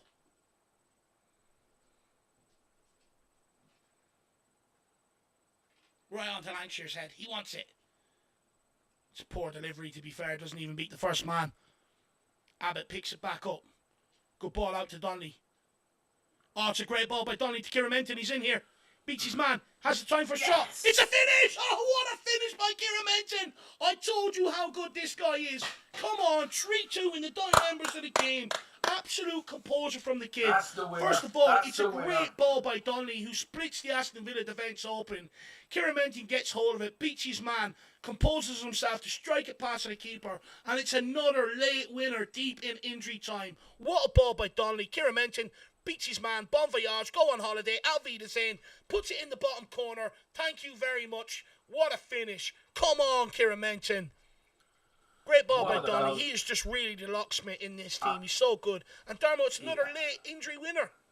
It is, and what a goal as well. And the way he took it, the way he checked his man, and then he put a spin on the ball, Keeper no chance in the bottom corner. Tottenham 3, Villa 2, Spurs into the quarterfinals of the playoff. And I tell you one thing, it's well deserved. Well done. And again, Tottenham putting us through it, Dave. Will they ever just not win a game normally? Oh, look, Darmo, I wouldn't have it any other way. I don't think I would either, Dave. I wouldn't have it any other way. But do you know what I like about that finish though from Kieran Darmo? Do you know what I love about that finish? Like, you know, he's been using his right foot all game. Look how he stroked that one into the bottom corner with his left foot. Yeah. 2-footed. He did. 2-footed. Brilliant. I mean, this is what I'm saying, Dave. The under 21s, we've got so much talent that we could use in the first team. The future is bright. Future's lily white, Darmo. It is. It's very much lily white. Truth sets you free. Free says Andrew would win his last 3 games and all. Would quiet down. To be honest, I don't want to beat Man City, to be brutally honest. I don't want Arsenal to win in the league. Timmy says, on to the quarters, get some revenge versus the pool kids. But first, let's see this out. Absolutely spot on. Let's see this out. We've made a bit of hard work of it today. But look, you know, great finish there by Kieran Menton. Another injury time winner. And then we do have Liverpool in the next round. Stuart Davidson says they have balls. DJ Samuel absolutely delighted with that winner. Timmy Donnelly assist. He's been superb today, opening up the door for people, playing people through. Cozy delighted. Semaj, Timmy, Keith Parker, Del Boy. Good to see you in the house still. Oh no! Oh no! Oh no! That's the Villa true here. Oh, for God's sake! Oh, it's 3-3. I do not believe it. Is it offside? No, it's been given. Oh, I take it back, Darmo. Why can't we just win games easy? I take it all back, Darmo. Yeah. I got too carried away. I got too confident. It's just another long ball over the top. They're looking for the offside. I think it's King that's caught out, and he's too busy looking at the line or rather than getting back. Dorrington tries, but it's a 2-on-1 situation. He rounds Gunter and puts it in the back of the net. I'm annoyed with King. He's too busy looking for the line or to bail him out for an offside there rather than actually defend it.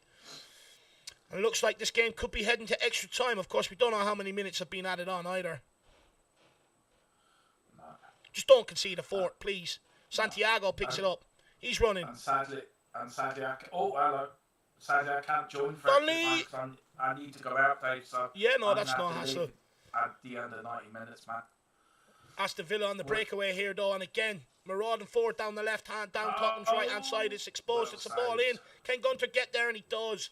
Thank God for that. Yeah. Jamie Donnelly. Good ball to Dorrington. Tottenham pushing forward to try and go and get this winner. It's an Aston Villa throw in here. Good slide tackle on Dorrington. Comes back off him. Before I do let you go, Darmo, when this game is up, just run me commentary for a second. I just need to run to the toilet before I let you go, if that's all right. That's great. Yeah, no problem. And it is a free kick to Tottenham here in the centre circle. Aston Villa were offside. I think the goal was offside to me. I think he was onside, Darmo. Your man King isn't the quickest. Yeah, but here is Tottenham now. If you watch the run, though, rather than putting his head down and getting back, he's just there looking at the line or to bail him out. Yes. You just got to put your head down and try and get back there. Yeah. Dorrington. Oh, no. Oh, he wins it. It's okay. Get back in position. Come on, ref. Blow it up. Did they play? Let's get settled for extra time here.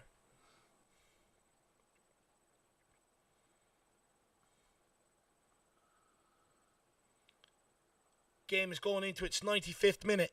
Aston Villa might get one last attack here. Oh, no, it's over Dorrington's head. Casanova does brilliantly well to deal with that. Tottenham looking a bit nervous here, a bit reckless here in the closing exchanges.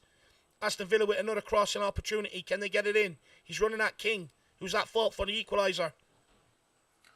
That's going to help now. Aston Villa still have it. Cross towards the back post, picked up over the far side. That's it, Dave. That's it, right, Darmo. You take commentary. Give your thoughts for 1 minute on how you think the game has gone. Maybe a couple of late bit of action that's happened there. This game is going into extra time. I'm just running to the toilet and I'll be back to let you go. Yeah, it is a corner kick here to Aston Villa in the 95th minute here. Oh, it's a corner. Okay, wait there. I won't go yet. No, don't go yet, Dave. I thought it was over. Don't go. We'll lose where you're in the loop. Well, that wouldn't be very good. Just got to learn to deal with this. Do not let them get a header on. We've been poor from defence set pieces. Oh, good header out. Back post. Oh, it's a good header by Will Lancashire. No, it's a shot back in. It's blocked. Here comes Spurs on the attack. Come on. Oh, that's a free kick, referee. Yellow card. That's it. That should be a red card. Cynical. We had 5 players on the break there. Okay. All right, Dave. I agree with you. Red card there. Donnelly's looking for the red. He's not happy that the yellow's being pulled out.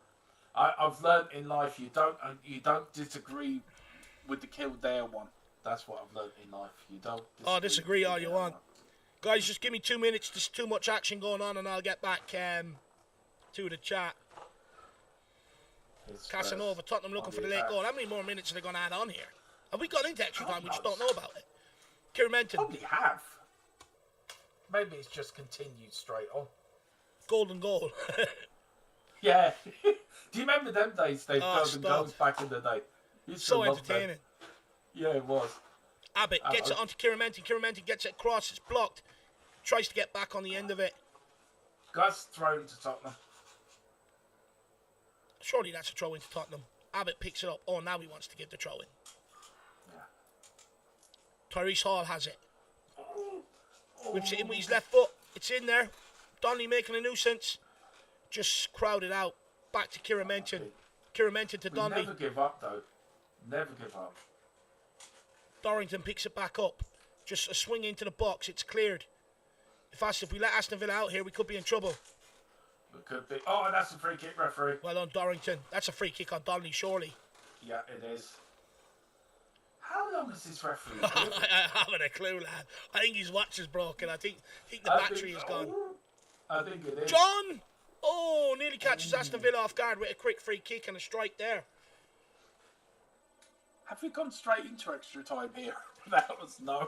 It's a good idea. Quick free kick from Donnelly. Releases John, has a shot, and it's just saved. No, and that is it, Dave. That is full time. Officially full time. This will go to extra time. Darmo, I'm just going to the Jacks. I'll be back in a minute. Share your thoughts on the last bit of action there. Look, for me, I thought it's been a good second half from Tottenham. We dominated it. Just lack of composure, I think, to get Villa back in for their equalizers. But Tottenham, 2 good goals from Spurs, and especially from the number 2 as well. His goal was fantastic. Took it on one foot, then took it on the other. He's a great little 2-footed player. But Tottenham had this game. They can win it. I think it's there for the taking, and it's about just cutting out the defensive mistakes we made, and also taking the chances that we've been given. And if we can take that, then I think we'll win this game. Villa are there for taking, but it's been a very good first, very good game in my view. And as I said, Dave, during this watch-along, that the future is bright at Tottenham with the U21s. It really is, and some of the players we see today, like Lancashire, like Santiago, and players like that, would be out of place in the first team. Would not be out of place at all. And I think some of them first team players, going to have to look over the shoulders, some of them squad players, because there's players there in the under-21s that will take that place and will do a better job than them. And that's my opinion, and I think it's great. Let's go through some of the chat as well. We got I got Dino Dermot. Are you on the Crew versus Doncaster watch along later, or will you be Arsenal guy accidentally forgetting the guy's name? No, I'm not on that today. I've got my own show at 7, so I've been putting that together. I've got a little bit to do, Daniela. But please join whoever. I think it's Colin doing that later. We've got Stuart saying we'll have Saudi time add-on since it's a joke, to be honest. We've got Luke saying extra time. Aaron Robinson says you haven't, lad. Timmy says, okay, let's go 6-3 there after extra time. Tony Young, Crew postponed. Daniel Tito, both League 2 playoffs games postponed. We'll find another show to do them on a channel later. Thank you, Darmo. Later, Daniela. Darmo, are you echoing? I think it's just what... I think it's something to do with coming this. I don't know. With me and Dave will sort it out. And Stuart says a little bit of echoing, but I can hear you, so all good. That's all right. It's all right.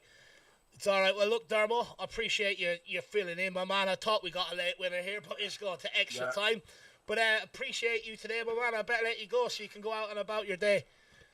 Yeah, no, it's just something I had to do for it. Something emergency's just cropped up, and also the voice is starting to go a bit, and I don't want to sound a bit croaky. Yeah, And no, that's not us, lad. Thank you very much. do you know?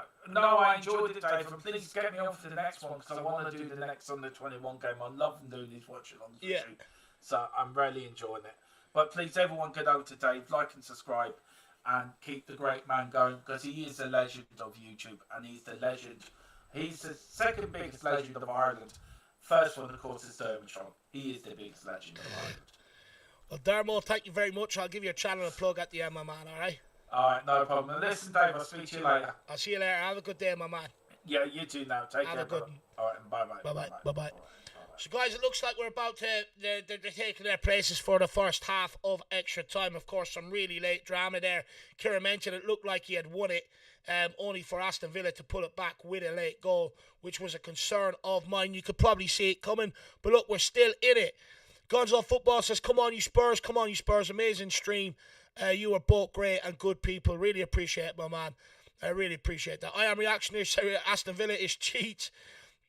Stuart says, hope you get it sorted, Darmo. I think we all do. He's not well at the minute, so fair play to him for rolling himself out of the bed to do this with me. Come on, Spurs. Let's take this game to them in the second half. I think we actually deserve it over the course of the 90 minutes to go through. We just haven't took enough of our chances. We've spurned a few. Will Lancashire has spurned a few. Need to take our chances in this second half big time. Daniel Azita says, both League 2 playoff games postponed. Will you find another show to do then on the other channel later, Darmo? Why are they postponed? People, let me know why they've been postponed. That would be absolutely nice to know. Here we go, though. We look to get this underway here in the second half. Anytime today, ref. Oh. There we go. Come on, Spurs. Let's go. Dorrington. Showing intent straight away with a switch of play over to Will Lancashire, and it's gone straight out for a throw-in and pushing Aston Villa back. Oh, we've made hard work of this one today. Some of the goals we've conceded have been sloppy. Aston Villa here with a throw-in.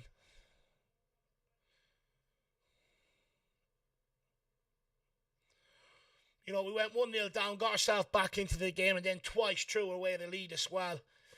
Oh, come on, Spurs. No changes at half-time, I didn't see either. I wonder will Ashcroft get on the pitch at all. Another Aston Villa throw-in here. Tempo of the game has died down a little.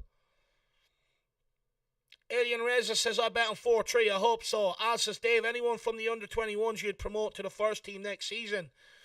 Look, I'd definitely give Donnelly a go. I think he's been absolutely sensational all season long. You know, you look at his numbers for the under-21s. He's clearly too good, and he needs an opportunity. Speaking of Donnelly, releases Tyrese Hall here. The Aston Villa number 4 just gets back on the recovery run. But look, Donnelly, I think, you know, I've been campaigning for a long time. I think he deserves his opportunity. I think he's been brilliant all season long. You know, if you've got a player putting up the numbers and the consistent performances the way he does and leading the team the way he does, to not use him or not to try and get him in the first team and give an opportunity is going to be an absolute crime. I really like Tyrese Hall, although I'm not sure whether the promotion will come too soon. But he's made a really good step up from the under-18s to the under-21s. Of course, you've got Mikey Moore up there now. Santiago Jimenez, he is on the older side of the under-21s. I wonder will he be given his opportunity, whether Tottenham think he's good enough or not. That'll be interesting to see. Will Lancashire, good ball by Donnelly. Tyrese Hall, and it's a great save. Followed up by Niall John, and it's blocked. A really good opportunity. Again, Donnelly probing. Will Lancashire, I'm not sure he's quite ready for senior football at this moment in time. If you get Europa League, I wouldn't mind seeing him in a game or two in there and see what he could do at that level, but he's definitely not Premier League ready. Sunsup Bell, a really good campaign, really like the kid, but towards the end of this campaign, it looks like to me maybe he's carrying a slight injury and stuff, but he hasn't really been on it. But Donnelly and Dorrington, I think, are the two for me. And Kieran Menton could have a sneaky chance as an outside back. I think he's been superb this season. You know, I've watched him so far. He's fielding at left back, right back, you know, centre midfield, and he's absolutely quality, and he's got a great engine on him as well. And Josh Keeley potentially, maybe not next season. I think Forrester will see out backup goalkeeper, but there's an opportunity for Josh Keeley then after next season, send him out on another loan and get him up there. Tottenham with the throw. Williams, she tries to pull it back, and it's just straight into the Aston Villa goalkeeper's hands. Just stop them from attacking. Just don't go behind. Stuart says Donnelly going to score or assist. Guy should be in the first team. Completely agree. No, Mikey Moore. Yeah, it's because he's training with the senior team. He hasn't played any of the under-18s or the under-21 games for the last 3 weeks. Like if he was going to play, he would have played the North London Derby for the under-18s at the weekend, which they won, and he didn't play there. So I think they're looking at developing him for next season for sure. Georgina says, "Come on, you Spurs, keep it up, mate." Yeah, look, hopefully we can get the win. I really love to. I want to do a double for the under-21s this season. I think their whole campaign as a whole deserves it. Great play by Abbott here, though, looking to break out. Plays it forward in behind for Therese Hall. It's a great run. Can he get there? Aston Villa goalkeeper sweeping off his line and just gets it cleared. Great initial ball by Abbott. Back to Donnelly. This guy just pops up left, right, and centre to pick the ball and try and tread it forward. Oh, it's another just under hit pass to Will Lancashire. Oh, it's not for the one to try in anyway, guys. Aston Villa trying to pump one in behind, straight back to Luca, going to her back to Tottenham.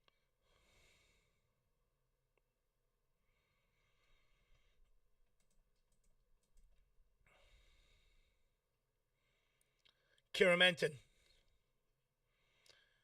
Oh, that's good play between Kieran Menton, John and Hall. John still marauding forward. He gets out to Santiago Jimenez. He's got the full back on ice here, one-on-one. Plays it inside to John. He goes for the shot. It's blocked. Back to Santiago.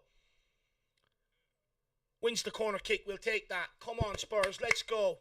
Good endeavour here by the under-21s. Taking the game to Aston Villa in the first half of this extra time, but what I would say is we do need to turn this possession into another goal. Aston Villa are very capable of putting one in the back of the net, as demonstrated today. Santiago with a low corner. It's tried to be flicked on by Dorrington. Finds its way back out to Santiago. Goes for delivery towards the back post, and Will Lancashire is just absolutely manhandled back there. Donnelly gets it across. Will Lancashire with a header from 6 yards, and he's put it wide. Oh, he spurns some amount of opportunities, Will Lancashire. Really does need to learn to become a lot more clinical. That's about 4 or 5 good chances he's missed today. Let's check on the chat why there's a goal kick happening here to Aston Villa. DB. Good to see you, my man. Hopefully you're keeping well. Says, just dropping in, Dave, to apologise for my ranting post after game.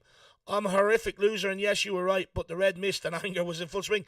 Look, never need to apologise. I fully get it. I get angry myself at times, and stuff like that. I mean, when we all lose, because we're so passionate, tempers are fiery, and stuff like that. And at the end of the day, we all get angry, and that's why I always said no good decisions are made based off anger. I get the reaction and stuff like that.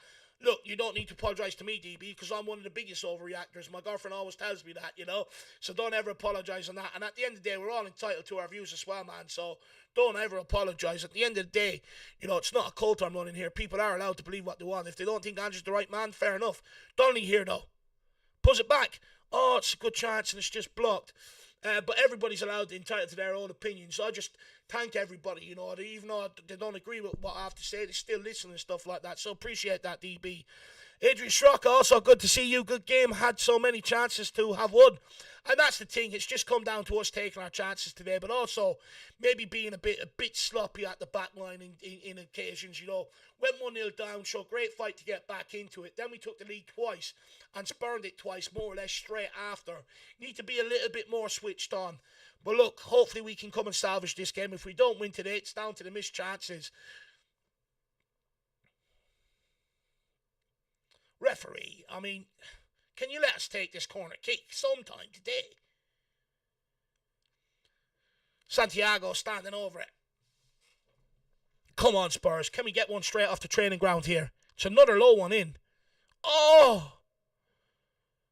I think Will Lancashire on the end of it again. Oh, come on. Pick your head up, kid. The next one will come your way and we need you to dispatch it. Keep that head up, son. Keep it up. You're getting into the right places.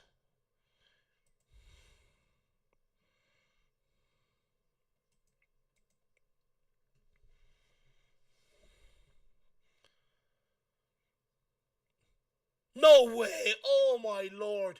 You're just not allowed to tackle. Donnelly and Lancashire dispossessed the Aston Villa centre-back, and Donnelly's about to burst through, and the referee gives him a free kick. It's as clean as your day as you like tackle. It's not their fault they're weak and they don't hit the gym. Oh, great tracking back by John. No way. Oh, my Lord. This referee is actually just taking pity on Villa now. He's taking pity on them. It's disgusting. It's disgusting to see.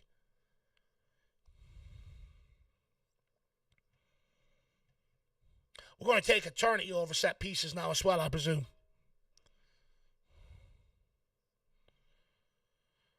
Aston Villa on the free kick, they go backwards. Another long ball over the top.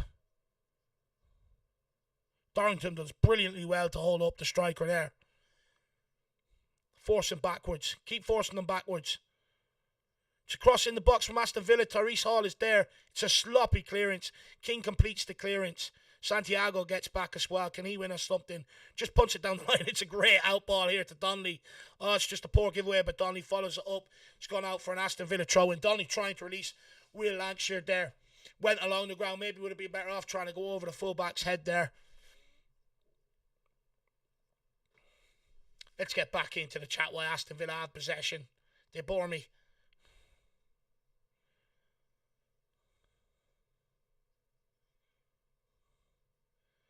Stuart saying, we got it. Come on, you Spurs. Big yourself up, my man. I hope we got it.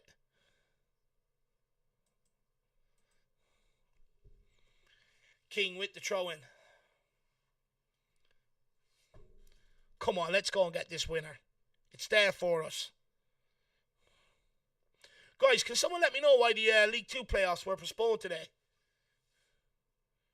Will Lancashire wins it back? It's another one. Yes, it's in the back of the net. Oh, it's been given as a free kick out. Oh, no, it hasn't. It's been given. Come on, Will Lancashire. Good endeavour. What did I say a minute ago? Keep your head up. It's going to come, and we need you to tuck away the next one. It's great battling here by Will Lancashire. He deserves that. He's absolutely out on his feet at this moment in time. He's not celebrating. He's just bending down for a grasp of air. Come on, Will. It's a lovely ball over the top. The Aston Villa centre-back, he's got it all day long. Gets himself all muddled up. Will Lancashire puts a bit of pressure on, and he just gets away with the finish as well as he's falling. And it's Tottenham 4-3 to the good. Come on. Now let's hold it out. Let's not concede. We deserve this. But we've made it hard today on ourselves from sloppy defending. Let's just see this one out now. Hopefully Aston Villa are dead and buried. Surely they're not going to come back for a third time. Come on. Let's have it. Let's bloody go. 4-3 to the good. Let's make sure my clock's working. Oh yeah, it looks good. It looks good. Buzzing now. Buzzing we're back in this. Come on. See this one out. Bosco's happy. Paul Connor's very happy. Stuart says, well, there's stormy weather. Derek Hutchinson's delighted. DB says, waterlogged pitch. Okay, fair enough, fair enough. Lancashire again. Keith Parker, Tony Young. Delighted. Everyone's delighted. By the way, the town crier, you can keep trolling. I'm not going to give you any attention. By the way, you're living up to your name as well. Will Lancashire tries to hold it up. Aston Villa go to clear it. The Donnelly gets in there, makes it hard. Skips by two players, gets taken out. That's a free kick, surely. And a yellow card. He's already on a yellow. Give him a second yellow. Why are Aston Villa players going, oh, he jumped like that? It's not fucking handball. He took him out. It's a free kick. That's it, Donnelly. Give it back to them. You tell him. Donnelly with a quick free kick. It's been brilliant on them all game, man. It's been pulled back. They just don't want us to go and score a fifth. I can feel it.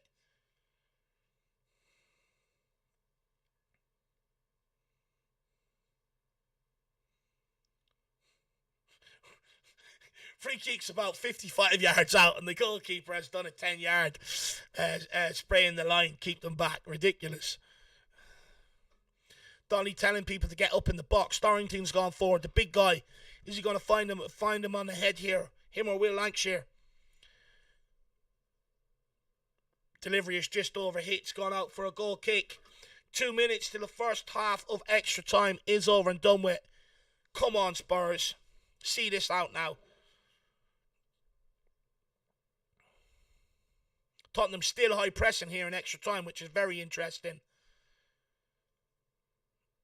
Hey, he didn't mean that, but he got away with it.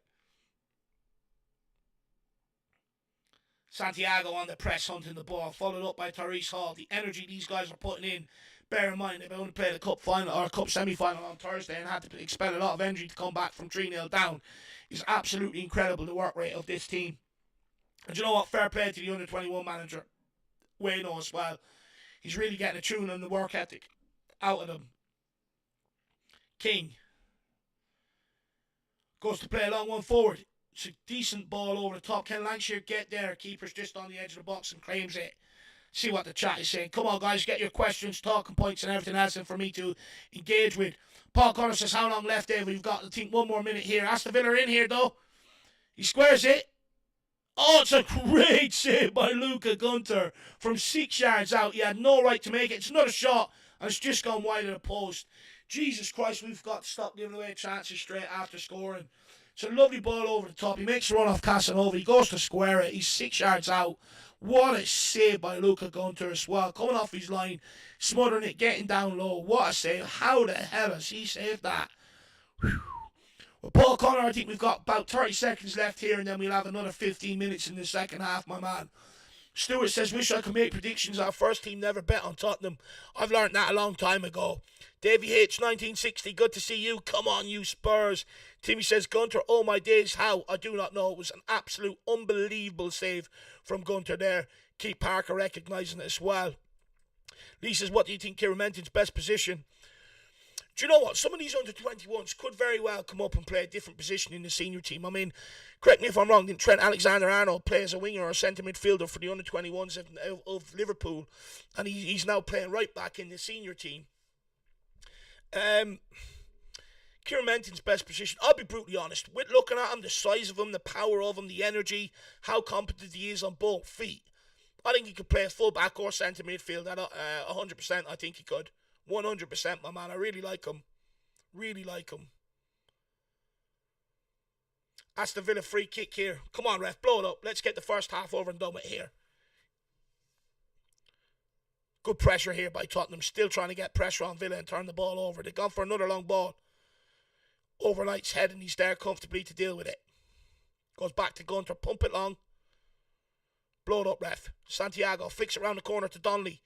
Great play. Donnelly marauding forward here like a prime stallion. It's a 3-on-2 situation. We've got to get a shot off here. Will Lancashire stay on side. He feeds him. It's Will Lancashire. It's another miss. Santiago follows up and it's blocked. Oh my lord, how many chances does Will Lancashire fucking need? Jesus. Donnelly. Could have put the game beyond rest there. I have to say, some of the intricate play between the under-21s is absolutely lovely, the way they play through teams at times. Will Lancashire with a golden opportunity to make it 5-3 Tottenham and kill the game off.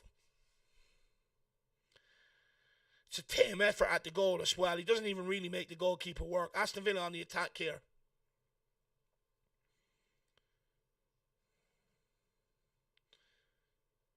To go backwards, referee's going to give them one last swing into the box. Picked up by Hall, brilliant. Onto Donnelly. Donnelly, another good ball in through to, I think that's Abbott. Free kick Tottenham. End the first half. There we are. There you have it, guys. End of the first half of extra time. Tottenham have took the lead, which is absolutely great to see, which I'm buzzing about. It was a very well worked goal as well. Oh no, my clock's gone absolutely madness. Just bear with me. Tough game though for the under-21s. We're making hard work of it today. Very hard work of it. Good finish by Will Lancashire, but yet another golden opportunity there right before the end of the half to and again, it's just another tame effort at the goalkeeper, and we really should be out of sight now with some of the chances that we've created. Really should be. Let's just start from here and let's get it up to 105, and then I'll get back to it and stop it. But Wayne on the pitch, on the pitch here, feeding instructions, delight with Santiago, getting some water into them. Guys, I'll bring up some of the chat. Let's see what people in the chat are saying about this game. Timmy says, this is now playoffs, round of 16. You're absolutely spot on. Yeah, Keith Parker, it's a playoff now from the league. So basically the top 16 teams go into a playoff. Actually, so as long as you finish in the top 16 teams, you automatically get into playoffs at the end of the season, which is disgraceful. But hey ho, it's the way it is. It's to bring about not having sort of jeopardy, no relegation, no promotion. It's more about trying to focus actually developing the player rather than results based, which I sort of disagree with to a large extent. So we're in the last 16 now. Liverpool, I think, beat Palace yesterday 3-2, so we'll have them in the next round. But interestingly enough, we do qualify for the Premier League International Cup, which means we'll be taking on Europe's under-23 sides next season, which will be very, very interesting to see. Where are we now? Georgina Loader says, I'll just join back. It's a goal. Yeah, delighted that we're ahead. Delighted. Stuart says, you got an iPhone, all. Heard they're having a hard time with keeping. With timekeeping. No, I don't have an iPhone at all. I'm not an iPhone person. I hate Apple technology. I hate it. Keith Parker says, if we win Liverpool next, spot on. Timmy says, Arsenal Chelsea come in semis if we win this and beat Pool or Rose lead to London. Look, it's going to be a tough ask to beat Liverpool. That's going to be that's going to be a cracking game, my man. It's going to be a cracking spectacle. Well, I am a bit behind on the timer, so we'll just take it from 100 minutes and work 15 up from there. I do apologise. I didn't stop it in time. I made a balls of it. I didn't realise the timer doesn't go over 100 minutes. That's something to know if we ever do extra time again. No changes made yet again.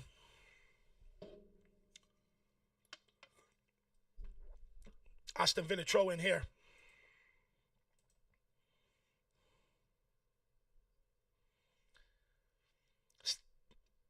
Still, Niall John is the only change that has been made to this game.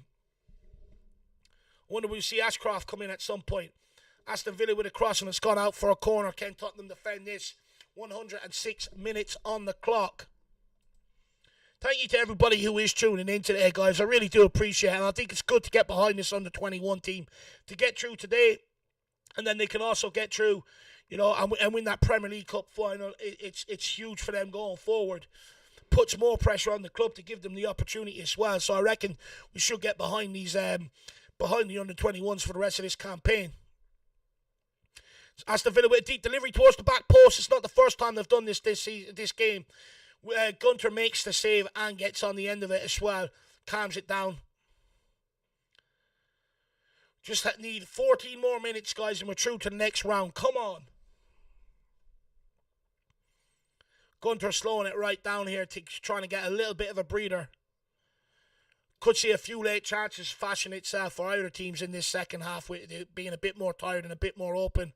It's another long punt into the channel for Will Lancashire. He's had a superb game in terms of getting on the end of things, holding things up and stuff. The only thing missing to Will Lancashire is he needs to be a hell of a lot more clinical in front of goals. He almost gets 5 chances, 6, 7 chances a game and only takes 2. He needs to be a lot more clinical if he wants to get, bring that to senior level. Aston Villa are out here, though, with some good play. Oh, that's an absolute fantastic tackle by Abbott. The Aston Villa winger running in here at Kiermenton. Dorrington gets across. He's cut inside. That's never a penalty. It's a free out. It's a dive. It's a complete dive. Book him. That's surely a second yellow card for him. It's a second yellow for diving. He's tried to buy it. Yeah, he's off. Send him off, ref. Well done. Second yellow card for diving. He's cut the ball inside Dorrington.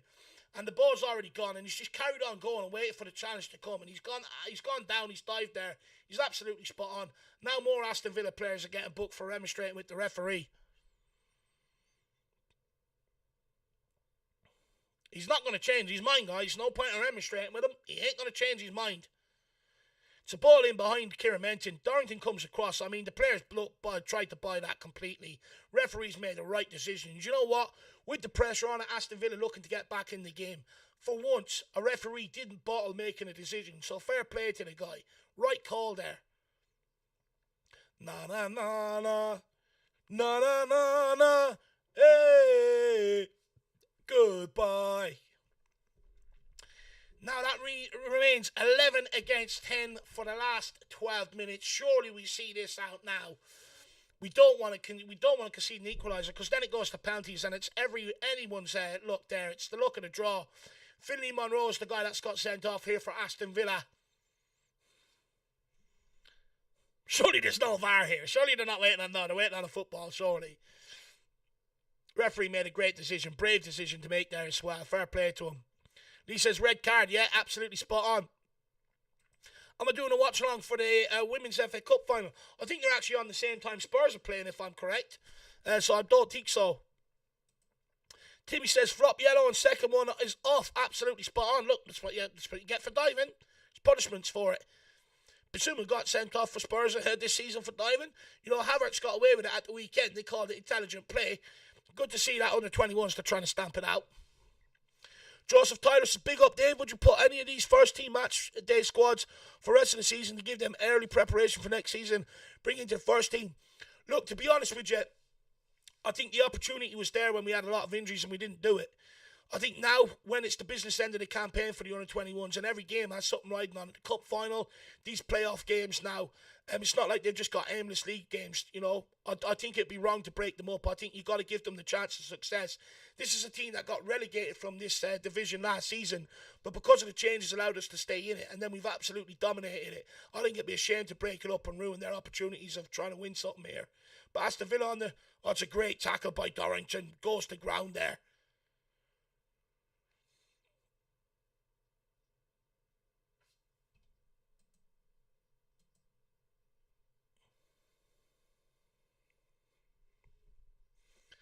Tottenham just sort of sitting back here.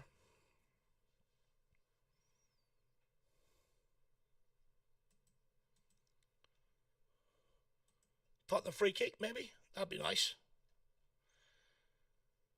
Stewart says you might want to watch the woman. Probably be more enjoyable at this break, to be honest. DJ Samuel says, what a comeback. Absolutely spot on. Timmy says, no, not with all of these kids. With a cup final and playoffs. Oops, just what you said, Dave. No, look, I'm absolutely agree with you on that one. Coming from behind, unless you meant what? Andrew K, the ref, should be in the Premier League. Absolutely spot on. I like the fact that, you know, he didn't bottle the decision. Could have easily just given it to Villa, you know, being afraid of the decision and stuff like that. He didn't, and he made the right decision. Fair play, respect to the guy for that. Dave respecting the referee. I mean, Mondays can be good days after all. 9 minutes left here to try and see this one out. And my voice is starting to go. Oh... That's the Villa on the attack here down Tottenham's right-hand side. Kieran Menton forces him back. Switch of play. Ken King get out there early. He does. I'd rather us be in possession with us having the 11 men and the advantage here, but Aston Villa just keep coming. It's a ball across in the 6-yard box. They pick it up. Force backwards with it. It's another ball across. Ooh. Fizzed across our 6-yard box and Villa couldn't get on the end of it. I think it's a Tottenham throw in here. Oh, I can't wait to go and have some lunch. I mean, the missus has done a great job today. She's cooked me up some sausages, some rashers and stuff. And of course, it being a bank holiday, I absolutely can't wait to sit down and have it. I can't. I'm so hungry.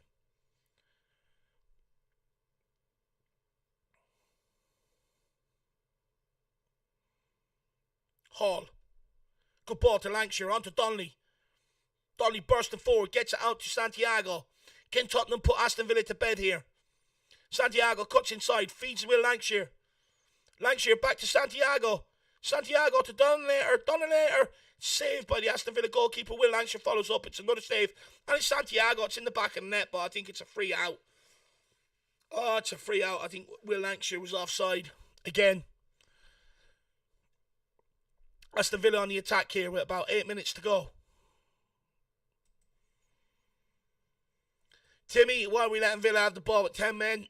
Look, I think part of it is that they probably want to sit in, try and protect what they have and not be exposed and stuff like that. But I agree with you. I'd much rather be in possession and dominate and have them chasing. Joseph Titus says, Dave, you do the watch along for the... Look, I like I said, I think it's on the same time as the Spurs men's game, so I'll be doing the men's game, unfortunately, my man. But I do wish them the best of luck and I hope they win it. Put a bit of pressure on everyone else around Tottenham.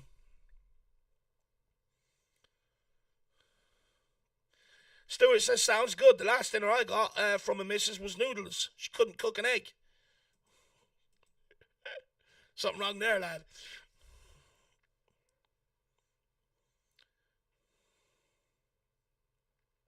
Aston Villa still attacking Tottenham here. You got to give it to them. For 10 men, they're still having a go. I mean, whoever that big guy is on the pitch, he's about 8 foot tall. He's definitely not under 21s. Number 16. That's disgusting, the size of him. He's the sort of guys, when you rock up to play for your local under-8 side and there's a guy on the opposition about 7 feet tall, and you have to go over and ask them to produce the passport to make sure they're not lying.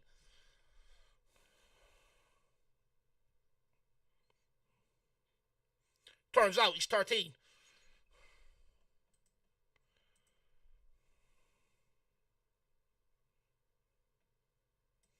Tottenham making 3 substitutions here.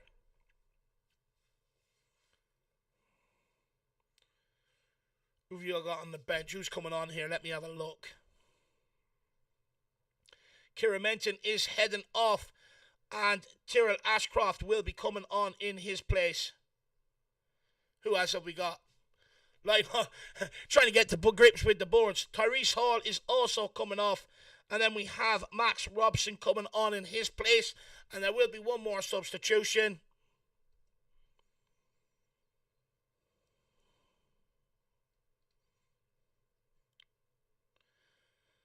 Number 11, which is Santiago. And he will come off for Jaden Williams as well. So 3 substitutions here with 5 minutes to go, maybe to try and freshen things up a little bit. Robson will come into midfield. Ashcroft will go out to right back.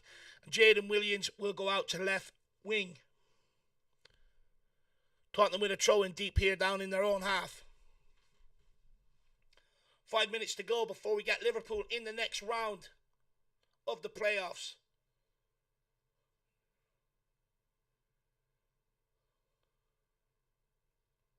Tottenham throw in again. It's pinned in here down in their left hand side. King holding his back here at this moment in time.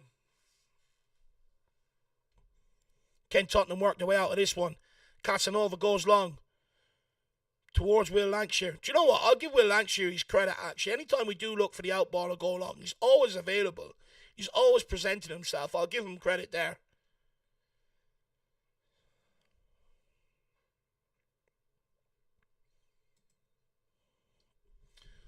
Four minutes to go. Aston Villa in possession. Tottenham 1 goal to the good. Dorrington just absolutely smashes it back out into the stands.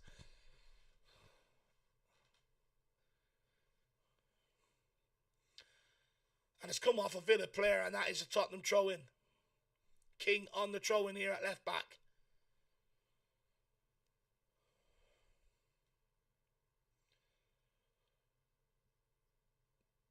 Will Lancashire well held up again, up against 2 centre halves. They've given a free kick against them. I just don't understand how it's a free kick.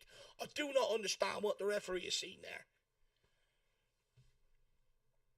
3 minutes to go. Aston Villa trying to build one last attack here.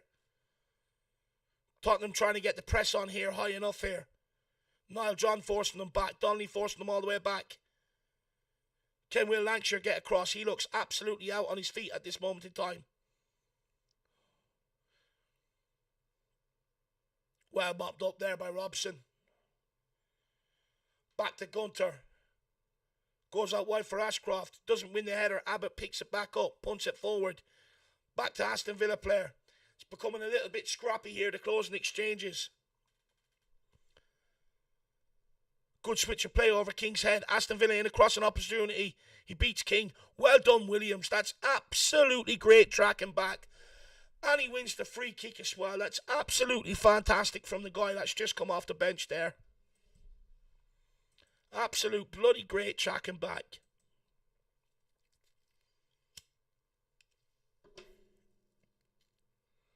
Very unselfish there from the young guy.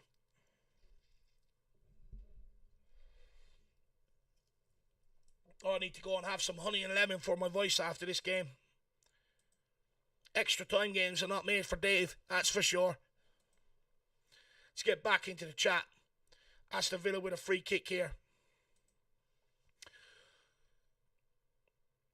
Timmy says, "Oh, actually, Burnley matches at 3 o'clock Saturday. Women's finals 2:30.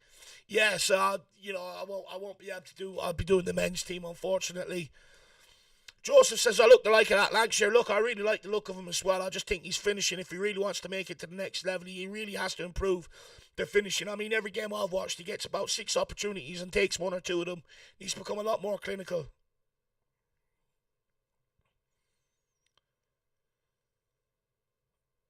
It's the ball in here from Aston Villa. They win the header, just cleared by Will Lancashire, unorthodox. It's an Aston Villa corner. Fair play to them. They're putting the pressure on, and they haven't crumbled after the red card. We actually have Sai, a Aston Villa fan here. Says, "Afternoon, lads. Expected you to beat us heavily. So proud of the boys for giving you a game. That red was a red dive, and I hate it. Look, do you know what? Fair play to you. Considering you've finished 16th in the league, you've given us a real game. You know, you fought back twice, still fighting down to 10 men. You have given us a game for sure. I'm glad you agree with the referee making that decision. I think it was the correct decision there, my man. Cold Critic says, "At least our under-21s have some fight in them." Absolutely spot on. Although, that was a dangerous set piece right on Tottenham's goal line, and it's just cleared. Aston Villa not out of this yet. They do have to go. They do have a goal in them, as we've seen so far. Cold Critic says, "I already talked." Aston Villa put it back here, and it's just cleared by Niall John. Says, "Why are we in the playoffs when we won the league?" Look, the league doesn't matter. As long as you finish in the top 16, you go into playoffs. It's a thing that they've introduced called, positive jeopardy. No promotion, no relegation. And the whole idea is that you actually work on developing your players rather than actually being results-based and stuff like that, which I do not agree with. Aston Villa with a late opportunity, and they've put it over the bar. Hopefully that's the last kick of the game. But that's why it's all gone into a playoff. I think it's absolutely madness. Zach, you're just going to call him King, says, send a scout to Australia. Trust me, my 99 pace and other stuff is prob. He's probably the youngest guy in the chat. User Gamer, I'm watching it on Spurs play, my man. Spurs playing. DJ Samuel says we need to play under 21s in the Europa League. Next season, I definitely agree with that. You need them to help fill out the squad because you're going to carry a lot more injuries next season as well, playing double the amount of games. Donnelly wins that header. Well done by Abbott winning the header. Aston Villa player just smashes it long. It's gone out for a Tottenham goal kick. 21 minutes. 121 minutes on the clock. Surely that's the end of that.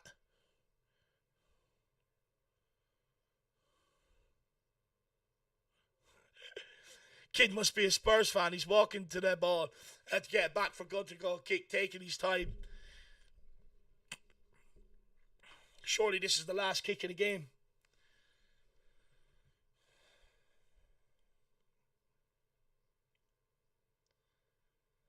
Gunter with the goal kick. Punts it long. Will Lancashire holds it up brilliantly. Trips over the... It's a free kick to Tottenham. We'll take that.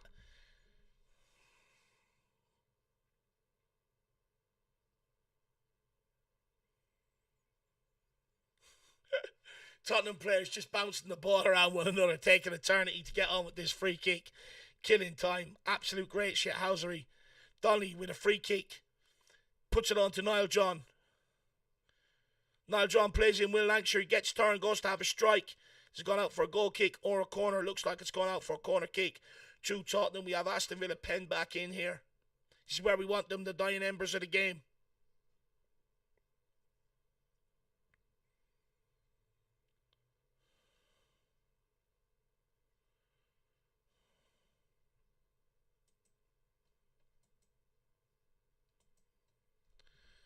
Donny looking to take a short corner. Just hold this up in the corner between him and John.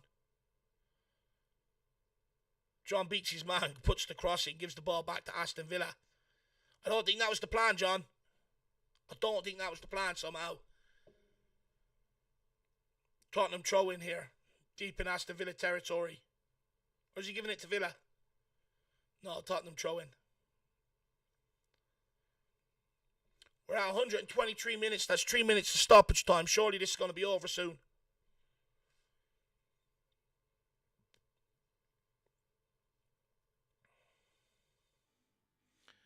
throwing it down to Will Lancashire. I mean, he's just got a grip on him. He's grappling him to the ground, but Niall John is the happy recipient. Cutting in here. Still got it. Pulls it back. Williams, just give it to Donnelly. He wants it. Robson goes to take a shot and cannons it off Donnelly in front of him. Great tackling by Abbott. King just smashes it away. And that's it. Come on. Tottenham win 4-3. Wayne and the under 21s are into the last 8 of the playoffs in the league. Hard fought victory. Made hard work of it at times today. Aston Villa gave us a better game than what I thought they would. I mean, Gunter pulled off a couple of excellent saves throughout the game. Kieran Menton was brilliant. Donnelly, ever present, ever brilliant again, leading Tottenham going forward. Will Lancashire, very good performance, but again, really needs to sort of work on the finishing. Santiago was immense. Hall had a decent enough game as well. I'll give it to Abbott. He had a tremendous game through the middle as well.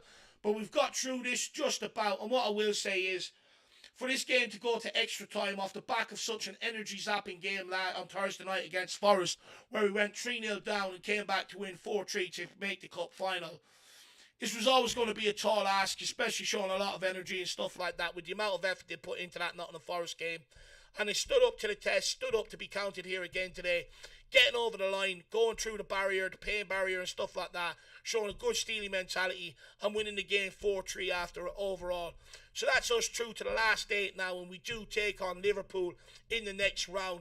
And that's also us now in the Premier League International Cup next season, where of course we will be taking on under 23s from across Europe. So not a bad next time, Dave. Come on, you Spurs. Big up, my man. Kamikaze says, wouldn't expect more though, to be honest. Just delighted to get through, Kamikaze. Absolutely delighted to get through that. Who else have we got? Keith Parker says, need to play better against Liverpool. Look, I think we need to defend a hell of a lot better, you know, coming out the end of this campaign. We're conceding a lot of goals, and it is coming back to our downfall, so we need to tighten up across that back line for that game. Paul Connor says, come on, you Spurs showing the first team how it's done. Absolutely spot on. Kamikaze saying the ref was shocking. I actually thought you had a good game, to be fair, in terms of, I thought he was pretty consistent across the board. Near the end, he let a few things go, which I understand. Hughes a gamer says we won the Premier League under 21, so we didn't win it. You know, I think it's a 20 odd team league, and you play 20 random games throughout the season, and then the top 16 come out into a playoffs. It's stupid. It's absolutely stupid. Doran Ellis happy says, come on, you Spurs. People are saying they're absolutely delighted. Absolutely great to see. Big up Derek Hutchinson as well. Really appreciate your support today, along with Steady Stark, Timmy, Stewart, Cozy, Adrian Schrocker. Big yourself up, my man. Absolutely delighted to get through that. Andy Ellis as well, LCR. Really appreciate all you guys tuning in today. But look, guys, that's it. I am going to call it an evening here. Hopefully we'll be back later on with the fan show. Bank holiday Monday for ourselves, so I'm deciding whether I can go through any more negativity surrounding Tottenham or not. I'm pretty sure I probably will. But guys, that's it from me. I'll see you in a while. I'm going to rest my voice. Have a good afternoon, knowing that the under 21s are in the last 8, as well as the Premier League Cup 2 final. You go and enjoy the rest of your bank holidays, and I'll see you back here soon. As always, come on, you Spurs. In the big hands we trust, and in Wayne we trust as well. The under 21 manager, we never stop. See you all soon, guys.